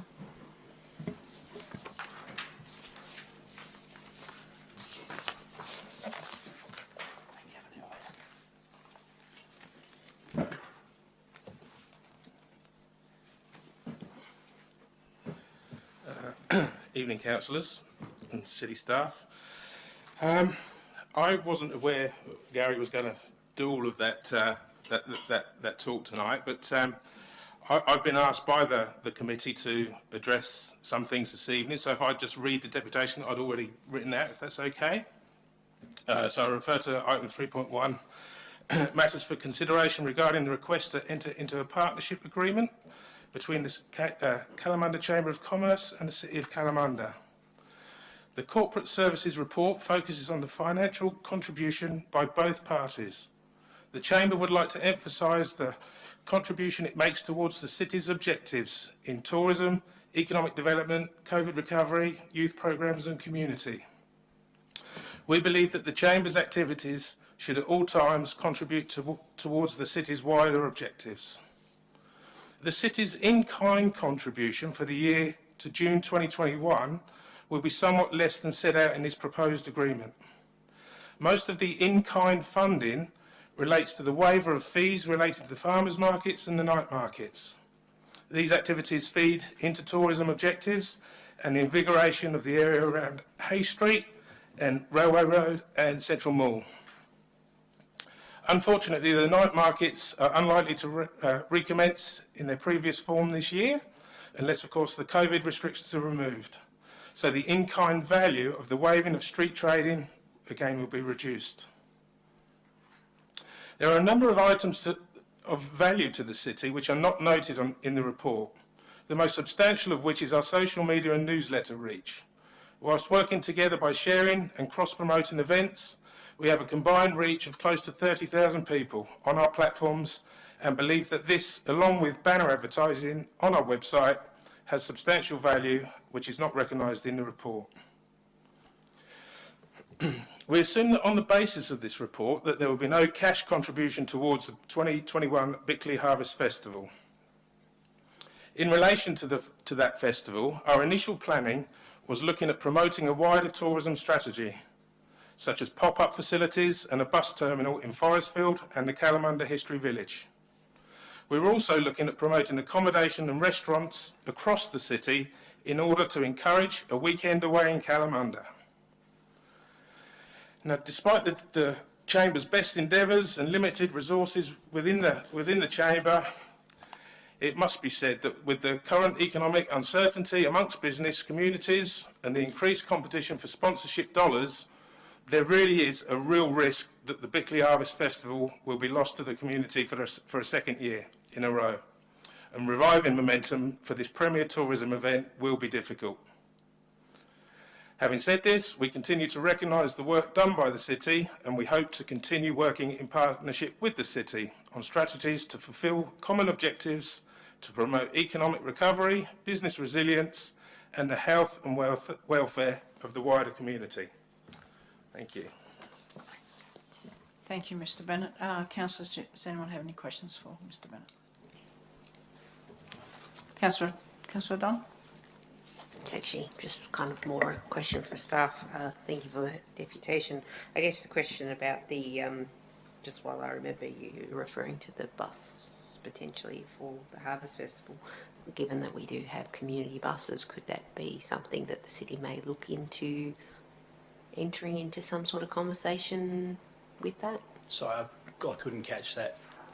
Sorry, I was just making reference to the buses that they were talking about. Sorry, Mr. Bennett was talking about. Would there be a possibility that we could have conversations about potentially using the community buses if we were looking to have these set up arrangements? Manager of Public Relations. Thank you very much. Through the chair, the City of Kalamunda does have a community bus, and that bus is actually available for free hire at no cost for community groups, and that is something that could be considered. I must stress we just have one coaster bus, I believe it has. Sorry, you laugh, but I believe it has 22 seats. It's really, really popular, our community bus. Everybody loves it. My team do the bookings for that community bus, and it's very heavily booked, but I'm sure we could continue to have those discussions. And as was alluded to, we did meet with some representatives from the Kalamunda Chamber of Commerce staff. I will just stress at this point, because I was asked the question, that one of the key changes in the way that the corporate services team have put together with the Chamber the partnership agreement is that it is looking to be all-encompassing. In the past, there were a number of different agreements, and in actual fact, it was an annual request for funding for the Bickley Harvest Festival that was coming from the Community Events and Sponsorship Program. Now, that particular program actually alludes to the fact that funding should occur for up to 3 years, and then any time after 3 years, a memorandum of understanding must be delivered.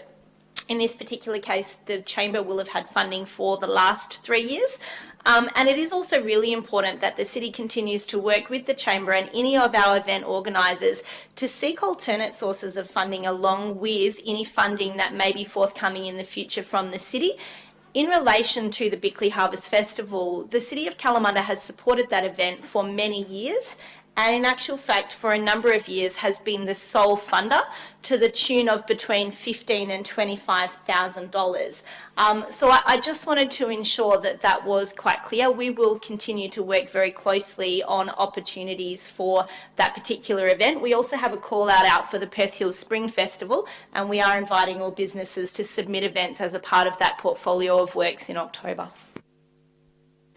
Thank you. I'd like to thank the Manager for that information. And the Director of Corporate Services, you wish to add something? Yeah, through the Chair, can I just also add, just by way of clarity, so the City provided funding of $15,000 to the Chamber for the May 20 event, which of course was COVID cancelled, unfortunately.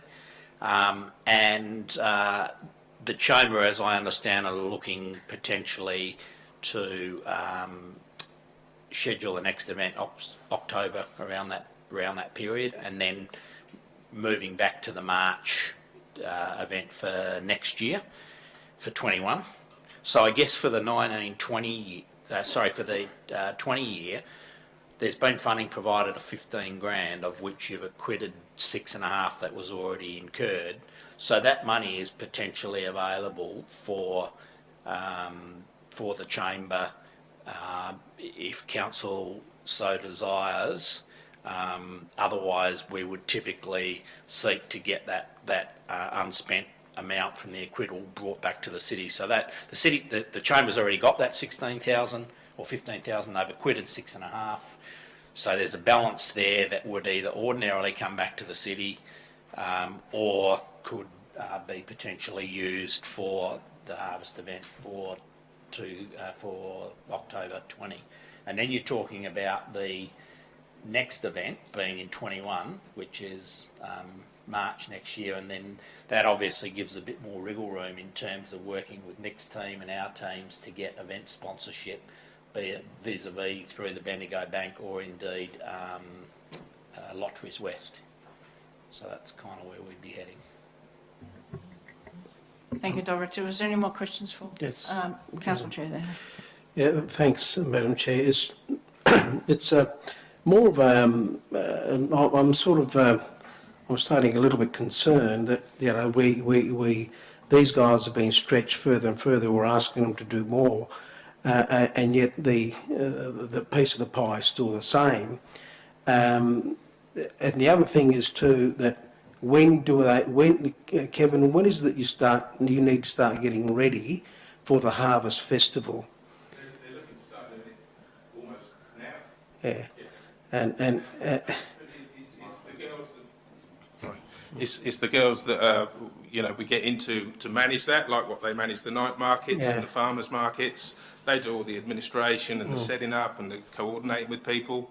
But of course, we're voluntary. We will do what we can on the committee.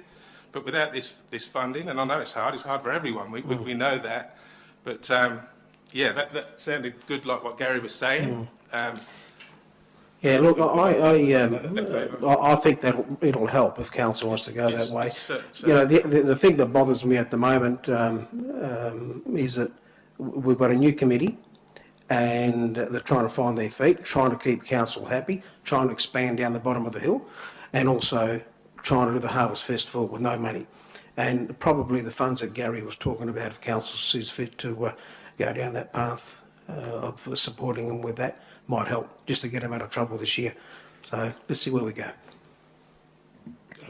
I'll just say as well, just about down the bottom of the hill, we're actually in talks at the moment. We're trying to get a market set up down there at Forestfield as well. So, you know, that's in the pipeline and again, stuff that we're working on. So, yeah, we're doing our best. Thank you, Mr. Bennett. We will move on to the next item, item 10.4. Office of the CEO reports 10.4.1, Community Sport and Recreation Facilities Funding Program 2020, annual and forward planning applications.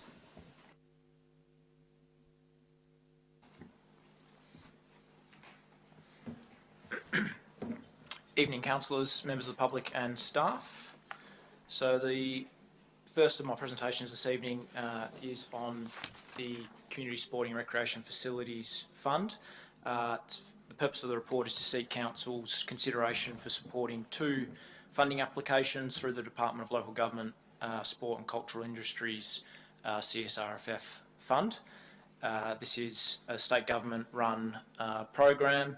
It's for basic sport and rec infrastructure, and local governments and not-for-profit groups can receive up to 1/3 of the total project cost. This particular round is for projects over $300,000 in total value. So the first project is the Maida Vale Reserve lighting, looking to light the eastern oval of Maida Vale Reserve. In 2016, there was a lighting audit that identified that the lighting doesn't meet the required Australian standards for training, resulting in the need to upgrade the eastern fields. As well, that also identified that there's insufficient lighting of that reserve for the number of users, which restricts the training to limited areas of the field that are lit. This project was identified through the master plan for Maida Vale. Will support the Kalamunda United Football Club, the WA Christian Football Association and Kalamunda Rangers. So the total project cost is estimated at $445,000.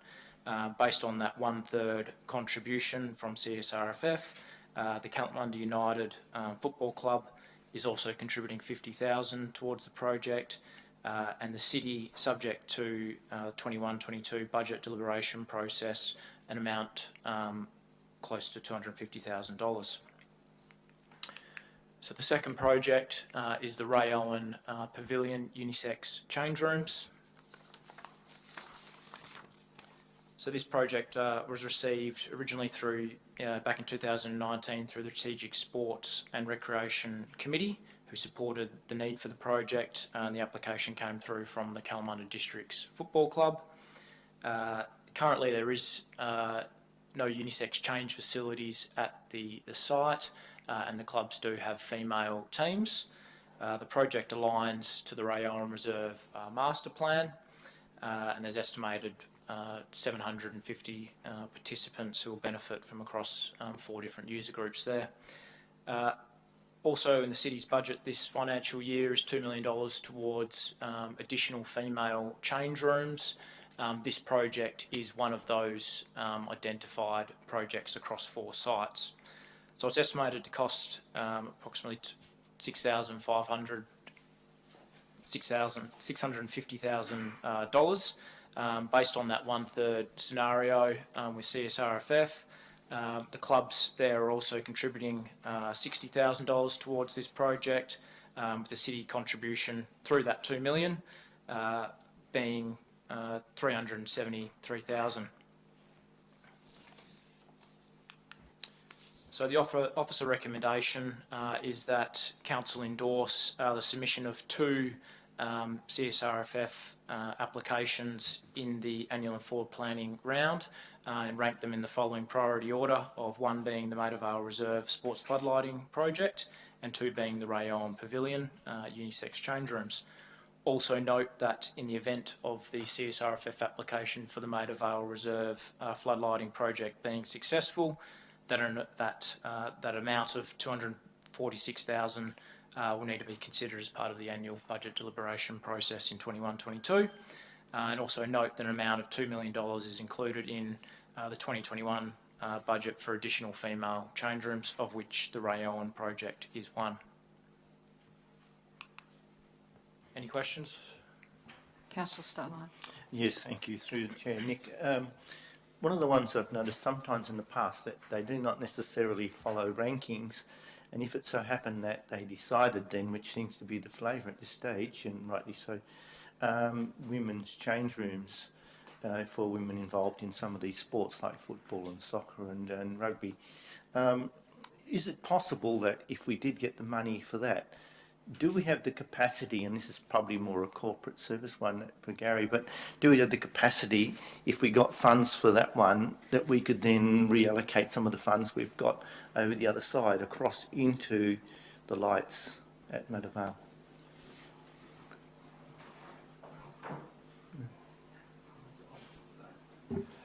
Thank you. I might deal with that, Councillor, through the Chair. As Council reflect, as part of the stimulus relief projects considered for the capital works budget for 2021, we put a notional $2 million budget to create 4 female change rooms at our 4 major reserves throughout the city. At this point in time, our team are busily putting concepts together and concept budgets for each of those, depending on the circumstances at each reserve. And as I did brief councillors earlier, it will be very much dependent on how a change room would fit within the master plan for each reserve. And so at this point in time, I'm not certain that I could come to you to say that that $2 million in itself will be sufficient without the planned top-up funding to undertake the 4 sets of change rooms we are after in this year's budget. So I think that means that at this point in time, we can't give you any advice as to any potential savings in other projects that could have budget reallocations if and when they occur. Councillor O'Connor, have a question. Yeah, just to follow on from Councillor Stallard. So, to the Director, Brett, so the planning for these Ray Owen unisex change rooms, when was that undertaken? Prior to this financial year? The designs. The concept, the sketch plan considered by the Strategic Sport and Recreation Committee was developed in 2018/2019, and that's it. There's nothing newer than that at this present point in time. Follow-up question. So I guess, I'm sure this came up during the budget time, but what's the likelihood that the city's able to bring concept plans and then get agreement by the clubs and then get detailed designs drawn and then construct in this current financial year, accessing that pool of $2 million? What's the likelihood of that? Thank you. Through the Chair, it's every intent to deliver these 4 projects by June 30 next year.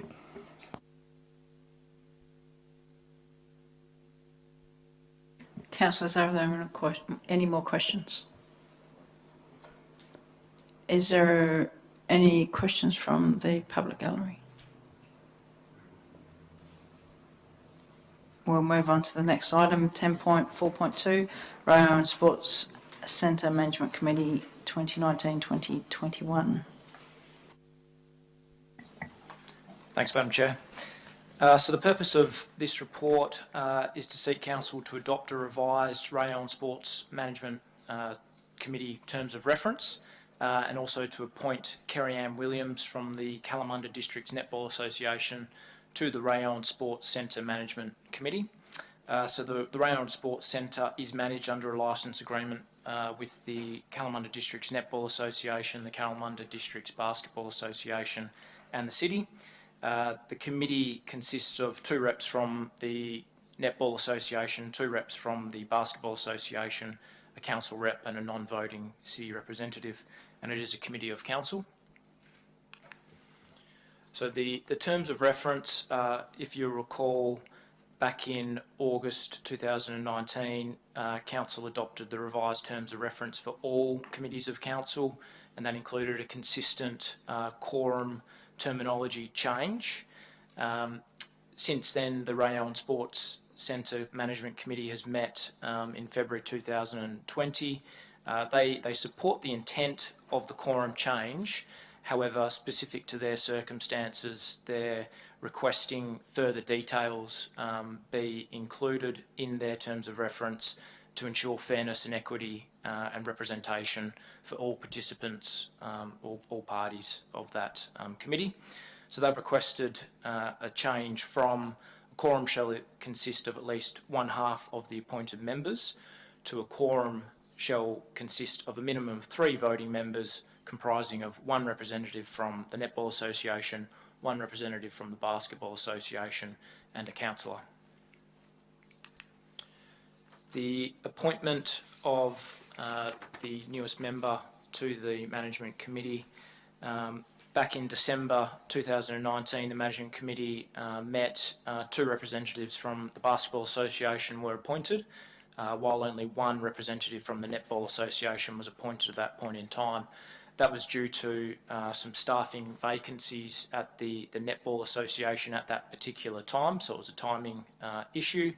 At the next meeting of the Management Committee, nomination from Kerry Ann Williams from the Netball Association was received and accepted by the Management Committee. So under the Local Government Act, the Council can establish advisory committees. So the officer recommendation is that Council adopt the revised Rayon Sports Centre Management Committee terms of reference and appoint Kerry Ann Williams from the Kalamunda Districts Netball Association to the Rayon Sports Centre Management Committee. Thank you. Councillors, do you have any questions? Is there anyone in the public gallery that has any questions? There's no questions. We'll move on to the next item on the agenda, 10.4.3, Sturt Park Master Plan, Stage 1 Concept Designs, Playground and Skate Park.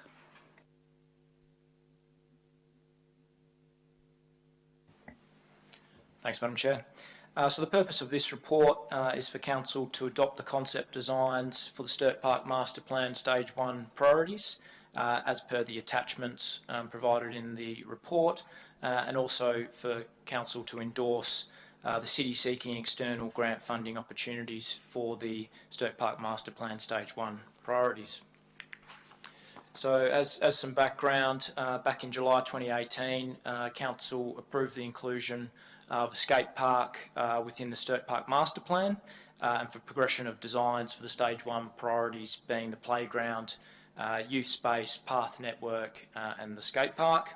So since then, Town Teams Movement, a consultancy firm, has undertaken a unique and expansive community engagement process that's basically inspired the playground concept design. So within that process, the Town Teams Movement met with local school children and also had a stall at the Kalamunda markets where they received combined over 2,600 comments on the play elements. They also undertook a unique design by inquiry workshop with some local school kid representatives. So from there, Scape Sculpture have undertaken some further community consultation and concept design work on the skate park, and Glenflad Consultants have developed the overall concept design. I've just got a short video from what this Scape Sculpture team have pulled together that captures the full community consultation and concept design process. Thanks, Sarah.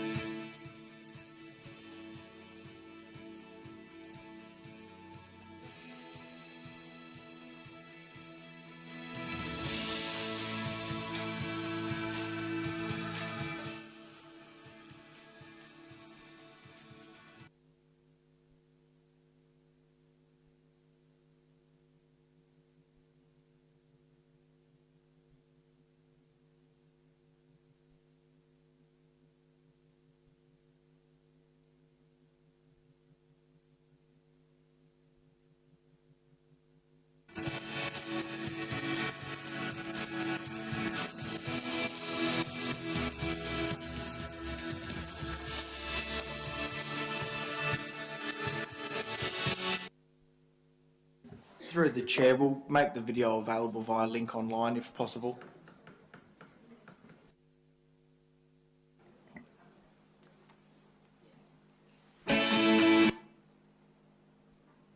Thank you. Sorry about that, apologies. So the overall design development includes a nature-based playground, and that's all abilities elements are included in that, and also the new skate park, the two main features. Supporting that is also a range of normal sort of park amenities that you would see for this level of park. So the project funding strategy for this project, the city's been advised that the cash in lieu application for public open space has been approved by the Department of Planning. We'll also need to provide an application to the Lottery West Grants Commission, which is state government. Also be seeking funding contribution through the community safety funding, which is specific to CCTV and security lighting, then also the balance of that being through the City of Kalamunda. So the officer recommendation is that Council adopt the concept designs for the Sturt Park Master Plan Stage 1 priorities as per the attachments provided in the report, and to endorse the City seeking external grant funding opportunities for the Stage 1 priorities of the Sturt Park Master Plan. Councillors, do we have any questions?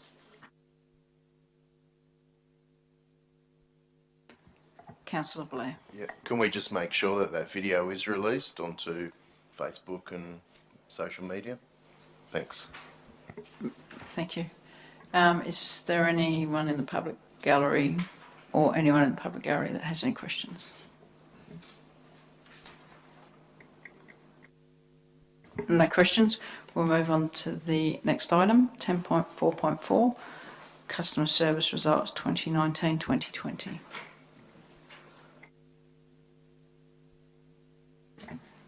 Hello, councillors. I think you get to hear from me for the rest of the night. It's always exciting, right? Oh, no. Save the best till last. That's what I heard. Okay, so first up, I've got a pretty straightforward report for you. As you'll be aware, we've set some KPIs in relation to reporting to Council regarding our customer service results. And it does follow on from some historical feedback that Council and the City wasn't necessarily as responsive as it could be. And yet again tonight, I'm really proud to show you that we really have turned the tide. And I'm going to finish this particular report with a slide that looks at our results from 2016 before we endorsed the strategy through to now. And I think that you will all be extremely pleased with those particular results. So I will just stress that the strategy was the catalyst for really bringing together that ongoing program of change and making customer service a focus throughout the entire business. And the results that I'll be showing you tonight are not results specific to my business unit. They are results from throughout the City of Kalamunda. And my team really has been, I suppose, that conduit for the other business units to assist and ensure that customer service was at the forefront of everyone's mind. So our average response time in looking at all of our requests throughout the entire financial year was an average of 0.4 days. And that's actually an improvement from 0.88 days in the financial year prior. So we thought our results looked pretty good last financial year, and we're able to see a little bit more of an improvement this financial year. And it meant that 99.41% of our requests were completed in 7 days or less. And that's actually a result that I'm really, really proud of. And I'm proud of all of the City of Kalamunda team. And also would give kudos to our leadership team who have been really supportive in ensuring that customer service was the focus throughout the organisation. So I've given you a few stats there. I've touched on those already. We were at 0.88 days average, 0.4 days. I must say there are still those kind of hiccups within the system, so there'll be some that are dealt with really, really easily. There are some that are more complex and do require further investigation, or they require complex referrals and the like. And our approach in those cases has been to ensure that customers are continuously updated, to ensure that we're getting back to people as much as possible. We're providing updates, and it's not just sitting, lingering for, extensive periods of time where a matter can't necessarily be resolved immediately.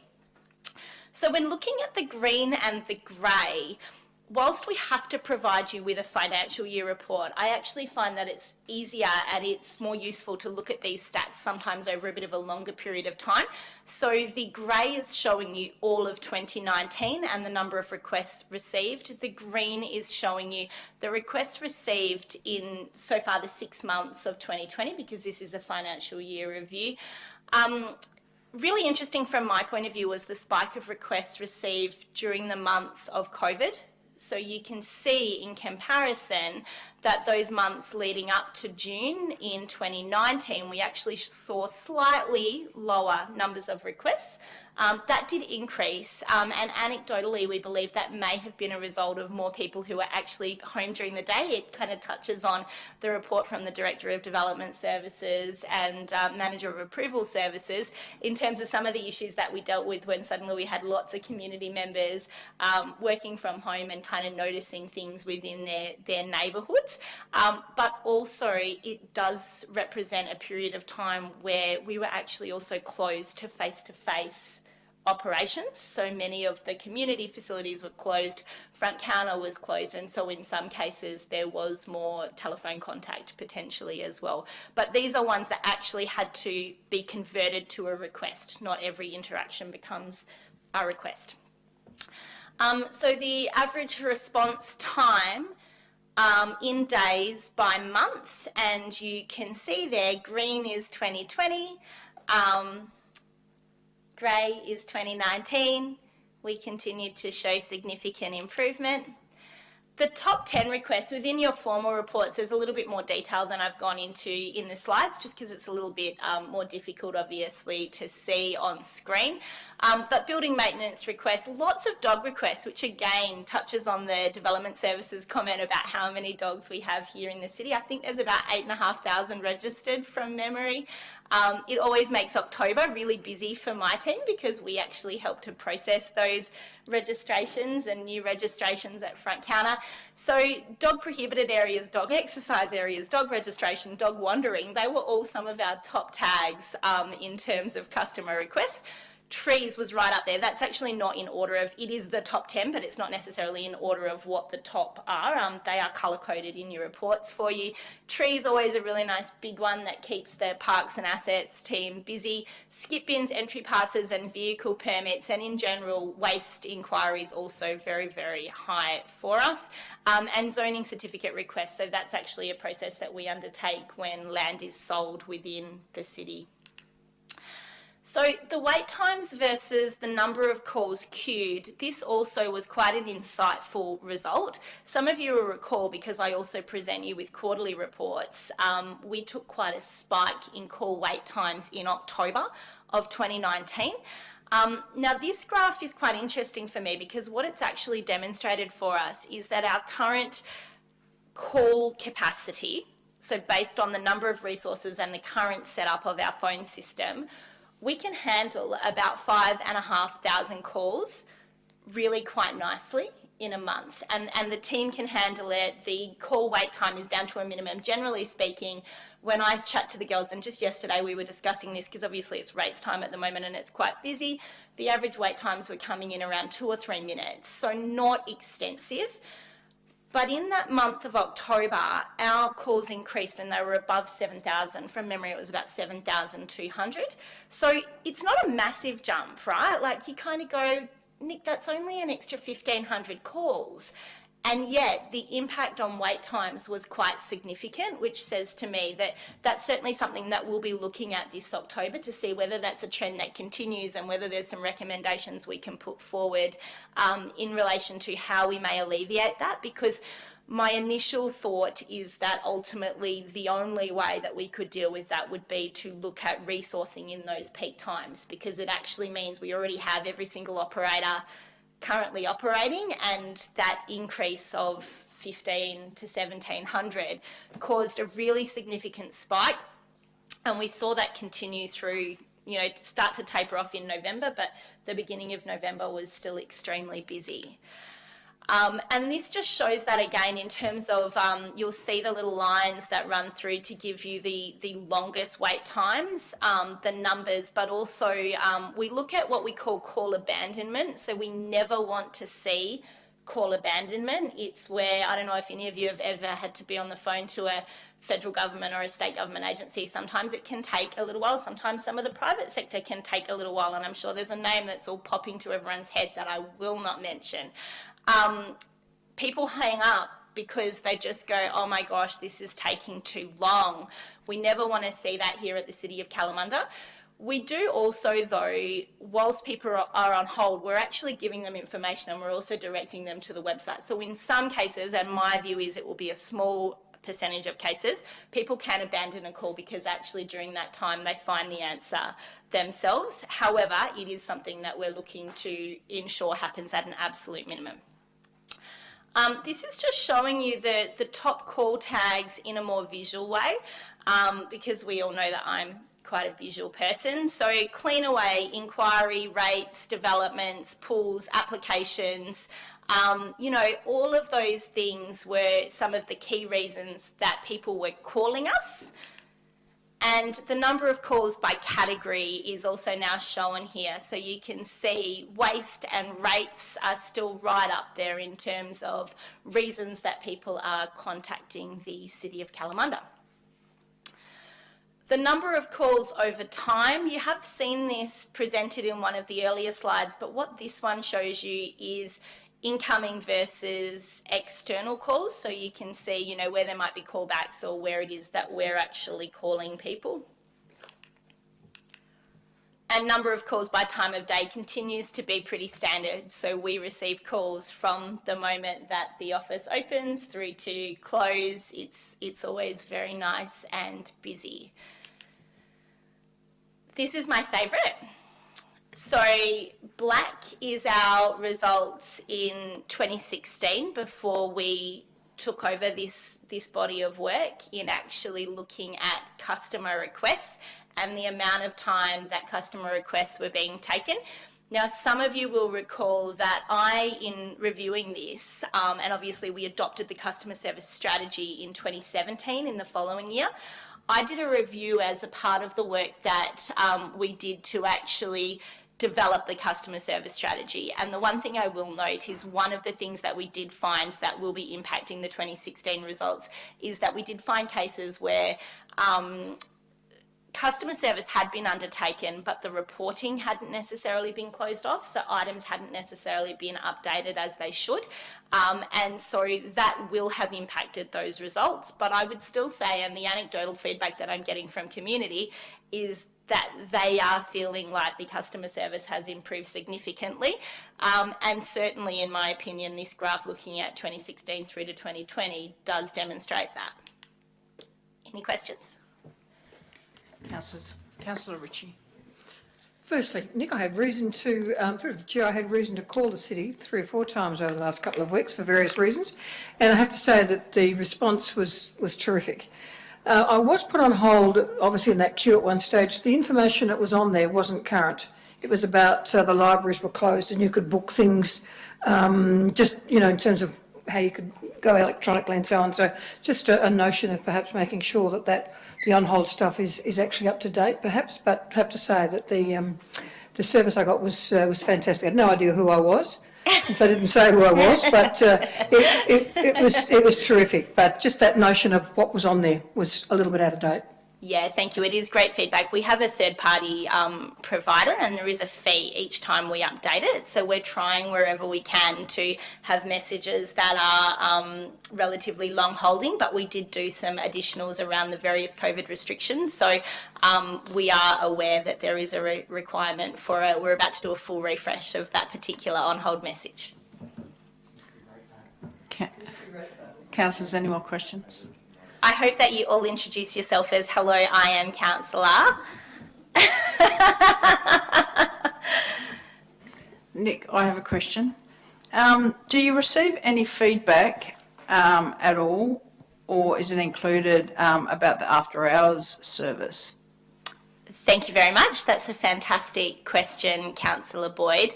After hours, if it's a requirement for a customer request, it will be shown in the customer request data. So if it becomes a request, it will be shown in the data. In terms of do we receive feedback, generally speaking, most of our out-of-hours calls are in relation to our ranger services predominantly. So in a lot of cases, it's dogs and the like. I tend to deal with cases where there is a negative experience. So there has been some cases, and I haven't actually experienced any in the last 3-month period, but over the last 12 months, I've probably investigated 4 or 5 cases where a customer has given feedback that the experience wasn't quite what they were looking for.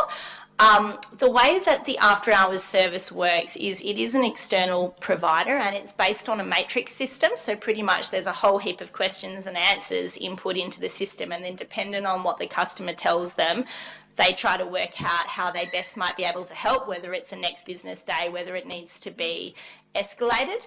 On each time that we've received any feedback that was not positive, we've actually reviewed the matrix and looked to make improvements.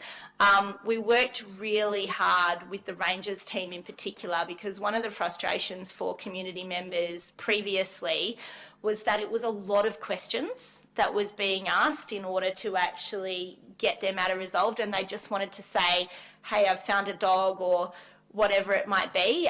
So our hope is that that will resolve the matter slightly.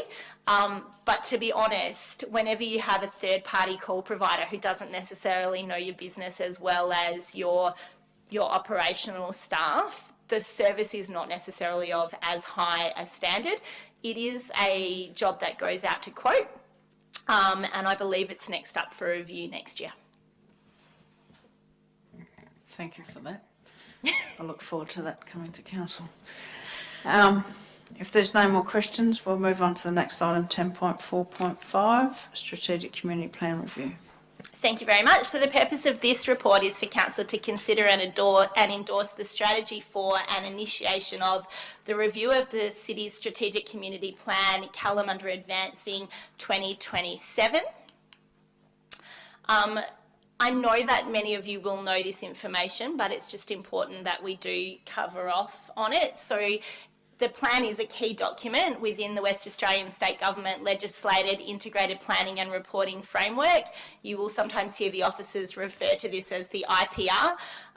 It came in 2013 as a requirement for all local governments, and it is recommended that Council endorse the review of the plan. So as I said, it did start in 2013, and that was the first year that the City of Kalamunda undertook a strategic community plan. In essence, the process is designed to articulate the community's vision, outcomes and priorities. It also is to assist to allocate resources to achieve the vision, looking to strike a considered balance between the aspirations and affordability. That's very important, particularly in the current context. It is also utilised to monitor and review progress. So the plan does document the community's vision, outcomes and priorities. It's a 10-year plan, which for some people can be a little bit confusing because you can see the date and it's published as a 10-year plan. So our current plan is Kalamunda Advancing to 2027. However, the framework requires a desktop review every 2 years and a major consultative review every 4 years. So it's actually 4 years since we went back to the community and said, hey, this is the plan as it stands. Does it still suit? Is it fit for purpose? So its purpose is to document the community's main priorities, expectations and aspirations over a 10-year time period, and then to plan strategies for achieving them. So as you are no doubt aware, there's a number of inputs. We look at community engagement, community surveys, workshops. There's also a number of other strategies, such as the local planning strategies, asset management strategies, workforce plans, long-term financial plans, and then any issue-specific plans that come up. And of course, we've also got a number of other strategies on specific areas, such as reconciliation, economic development, tourism, arts, the local environment strategy and the like. So we have key plans from there. We have the 10-year strategic community plan, which is the one that we are proposing to review. We have the 4-year corporate business plan annual business plans and then the annual budget process. And then the outputs or the reporting mechanisms are that we have the annual report where we report on everything that's been achieved on the strategic community plan each year. So you'll actually notice that it follows the same heading. So at the moment it's like Kalamunda develops, Kalamunda leads, etc.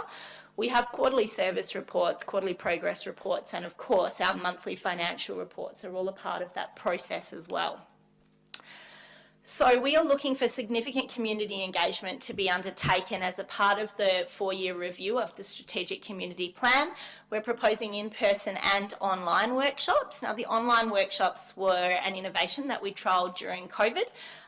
The feedback was actually quite popular, and so we're actually proposing to still include one, even though we've gone back to face-to-face, because there were a number of community members who said it was actually easier for them to be able to attend the workshop or meeting from their own home.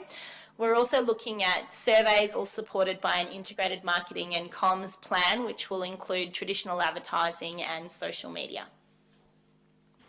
Are there any questions? Councillors, any questions? Councillor O'Connor. Thank you, Madam Chair. Thank you, Nicole. I think, why aren't we going out to do local planning scheme number 4, visioning and stuff like that? Are we going to be duplicating or going to the community with similar sort of questions? And can these things line up to achieve the same outcome at the same time? Through the Chair, thank you for your question, Councillor O'Connor. With regards to local planning scheme 4 and the new local planning strategy, Council would have observed over the past couple of years that a number of individual sub-strategies have come through the process, be it public open space, industrial development, local housing activity centres and the like. Significant amount of communication and engagement happened through those sub-strategies. So we don't envisage there to be a overly exhaustive consultation process for the local planning strategy, because the local planning strategy is in essence a summary of those sub-strategies. And because local planning strategies encompass so many different aspects of the built environment, we've split it up in that fashion over those couple of years for that exact reason, because doing them in one foul swoop as part of local planning strategy doesn't do each element justice. Councillors, are there any other questions? No, that being a no, we'll move on to our last item, 10.4.6. Councillor Cannon, if you've got a piece of paper for us there, please. You just bring it up.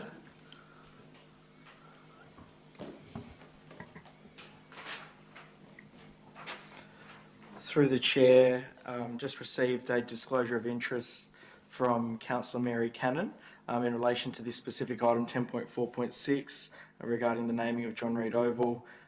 Councillor Cannon's husband is on the committee and a coach at John Reid Oval and the football club, I assume. Thank you. So 10.4.6, proposed renaming of John Reid Oval. Thank you. Thank you very much, and this will be my final report for the evening. The City of Kalamunda has received a request from the Forestfield Football Club, also known as the Rhinos, to consider renaming John Reid Oval in Forestfield. The City of Kalamunda does not have a current policy in relation to the naming of ovals and facilities. And as such, officers are actually recommending that this item be deferred, and that the city develops a policy for the naming of reserves and facilities, and also undertakes community consultation in relation to what should be included in that policy. So I will give you some specifics in relation to the current naming. So John Reid Oval was named after Councillor John Reid, who served as a councillor from the then Shire of Kalamunda from 1973 through to 1985. In pulling information from the archives, we understand that the naming was appointed due to his significant contributions to what was then known as the West Ward, and I understand the West Ward to have encompassed all of what is currently Forestfield, Wattle Grove, kind of anything to our west boundary of the city of Kalamunda. The council named the site Reid Oval on the 18th of August 1986. It's noted that irrespective of any council policy, the naming of all parks and recreation reserves need to be formally approved by Landgate.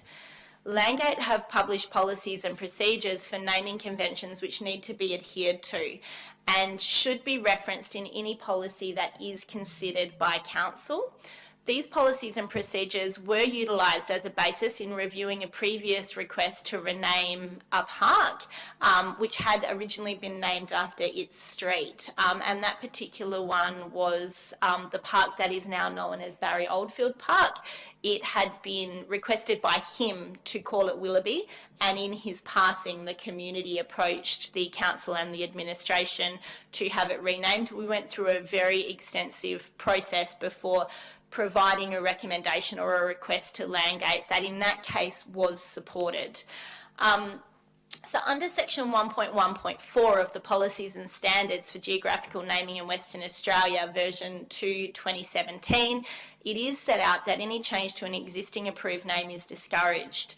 As all official names are meant to be enduring, any proposals to change the name of a feature, administrative boundary or road must include evidence of a compelling reason for such a change. For example, the proposal is deemed to be in the interest of public safety. So evidence of community consultation and feedback from all relevant agencies and jurisdictions must be included within the submission. It's proposed that community engagement is undertaken in relation to a City of Kalamunda policy for the naming of parks and facilities. We feel that this is actually really quite relevant both now and into the future, because we have also seen some recent requests where subdivision has occurred and there has been the creation, for example, of new parks and the like, which if we have an actual guiding policy, it really will assist with direction moving forward with these matters. Often they are taken as individual items and kind of assessed on an individual basis. So, for example, I'm aware of a situation where the developers of the Hales estate approached the city and advised us that they were planning to run a naming competition in relation to some parks that they had within their jurisdiction. In other areas, it appears in some cases they just name sites. So in view of the lack of policy to provide guidance for council on the issue, we do believe a deferral of the request is considered the most appropriate means at this particular time. Nevertheless, based on Landgate's policies in this instance, an option may be to consider the naming of something else. So we understand from the data that we've got that currently the club rooms don't have an official name. It's just one idea, obviously, and I understand it's not the request from the club, so I need to be quite clear. The request from the club has been to consider the oval, and I understand the reason for that is due to the significant contribution that the individual that's put forward has made specifically to that particular site. So it is recognised, and I've kind of touched on this is not going to be the last time that we get a request in regards to the naming of a park, a reserve or a building within the district. And as such, developing and adopting a policy in this regard will provide the community, advocates and the council with really clear guidance in terms of what is the process moving forward. Historically, even in relation to buildings, I've actually been involved in the last 2 buildings that Kalamunda has built or is building. And in both cases, it fell back to a competition, so to a community engagement process, ultimately to put ideas forward for those new facilities. And they, of course, were the Zigzag Cultural Centre, and now currently we're partway through a process for a new building in relation to the Kalamunda Community Centre. But there have been others where there's been a lot of discussion, and I know the hockey club was one where it's kind of at the moment fallen to what its use is. So it's like the hockey T-ball kind of facility. So it really would be quite helpful, and I suppose we've looked at this issue and looked at the current Landgate policy and where it appeared to be trying to steer the direction to say there is an opportunity here for council to have a policy which will provide some more strength to any position or decision of council. So our recommendation is that Council defer consideration of the request and that you request a policy is developed for the naming or renaming of any locations in the City of Kalamunda which is brought to Council for endorsement for the purposes of community consultation. Any questions? Councillors, are there any questions? Councillor O'Donnell. I'm not quite sure if it's a question so much as a statement. I think the only question was about, I believe the Geographic Names Committee actually only makes recommendations to the Minister who actually then approves or disapproves any changes. Is that correct? I believe, and I'll confirm the terminology, but yes, I believe that it is another layer of recommendation. We ultimately have listed Landgate as the department with the final decision, but it goes through to the committee and to the Minister, correct? Don't want to be technical, but you know. Yeah. Also about consideration with regards to the potential for place naming, given the recent conversations about dual naming of areas, that will also be included in this. Yes, thank you. So at the ward meeting today, we did raise the fact that the state government has also communicated with the city in relation to the potential for dual naming of places. In terms of Kalamunda itself, I think we are extremely lucky that we have a name that is based on Aboriginal language and local Noongar language, but it is something that would be considered as a part of the policy development. Cool. Sorry, I'm saying all the questions at the end of the night. The question about if there's any usefulness, I guess, to preparing some documentation to actually support, I guess, you know, again in our meeting we talked about the multitude of ways we have our volunteers, we have our local heroes, we have our Freeman Awards and all of these different things. I guess to the ordinary person, and I call myself the ordinary person, I wouldn't know all of the different things that people could do, and I just wonder if that could kind of be almost like a supporting aspect, not necessarily to this document, but to sort of provide to public, like, hey, if people that do things, these are sorts of things that we do. We would be very happy to look at that further. We obviously have undertaken a lot of promotion as a part of the Active Citizens Plan in terms of some of the mechanisms available, such as local heroes. The idea of some kind of overview of ability for recognition could certainly be considered. I would say that at this point, until there is a policy in relation to the naming of locations, that wouldn't necessarily currently be included, or we just need to be careful about how we discussed commemoration of persons preempting the policy development. Councillor Ritchie, you have a question. A couple of questions. I was wondering if I could perhaps request in the review that if and when we do come up with whatever names we come up with, that wherever that site is, that there is some information provided at the site as to who it was named after and what the reasons were. I think that's important. A couple of them around me, I don't know who the people were, including the school oval is Hedley Jorgensen Oval. I did actually find out why it was named that, but the point is I think that it would be a really good idea if we could find out and put some information there. And secondly, I would request that if we were thinking about name changes, that the families of the people after who those facilities were named, their request or their input would also be looked at, that I wouldn't want a name change just done arbitrarily without some consultation, because there would have been good reasons as to why the John Reid, or whoever it might be, I don't know John Reid from whoever he is, but the notion of a name change which would suddenly, in a sense, denigrate the memory of that person perhaps, that there be some consultation with the family if they are, if we are looking at a name change. Thanks. Thank you very much. I'm not sure that the second element is a question. It certainly will be a consideration. In relation to your request around increasing knowledge of why areas are named as they are, I also believe that that's a really valuable and important local history piece. I just have a question. Should the officer recommendation be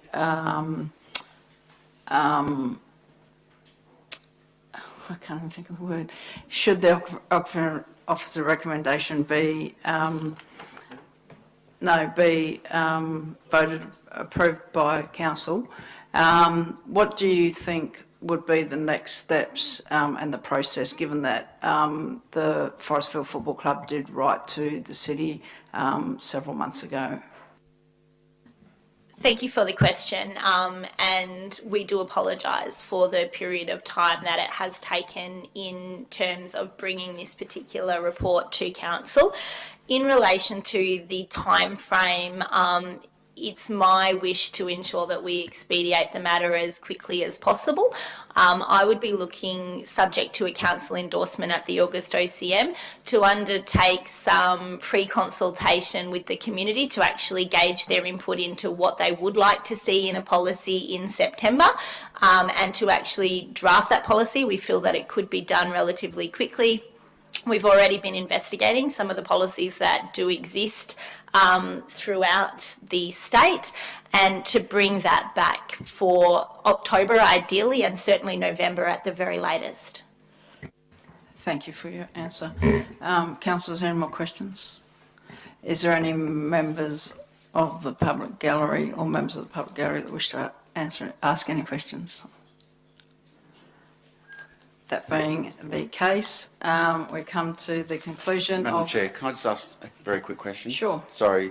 It's an issue that hasn't been dealt with, I don't think, clearly. At the last OCM, I think it was, there was a Provis petition that was sent out to all councillors, and I think it was mentioned, but not in detail. My question is that petition going to have a report written for it, and that report be submitted to council? No, I asked that question at the last meeting, and the report's coming to council. Okay. Brett did say he was going to bring a report to council. Thank you. Through the chair, yes. Councillor Giordano's recollections are correct. We have received that petition, and in due course a report will be presented to council addressing the issues raised in the petition. I'm hopeful to bring it to September. Thank you. That being the conclusion of all our presentations, I will close the meeting. I'd like to thank all our online audience. I'd also like to thank our members of the community that have attended in person tonight to be part of our public agenda briefing. I'd like to thank the staff for providing us with the presentation, and thank the councillors for their attendance. We'll close the meeting at 9:02 p.m. Councillors, if you could please stay around, we've got a brief.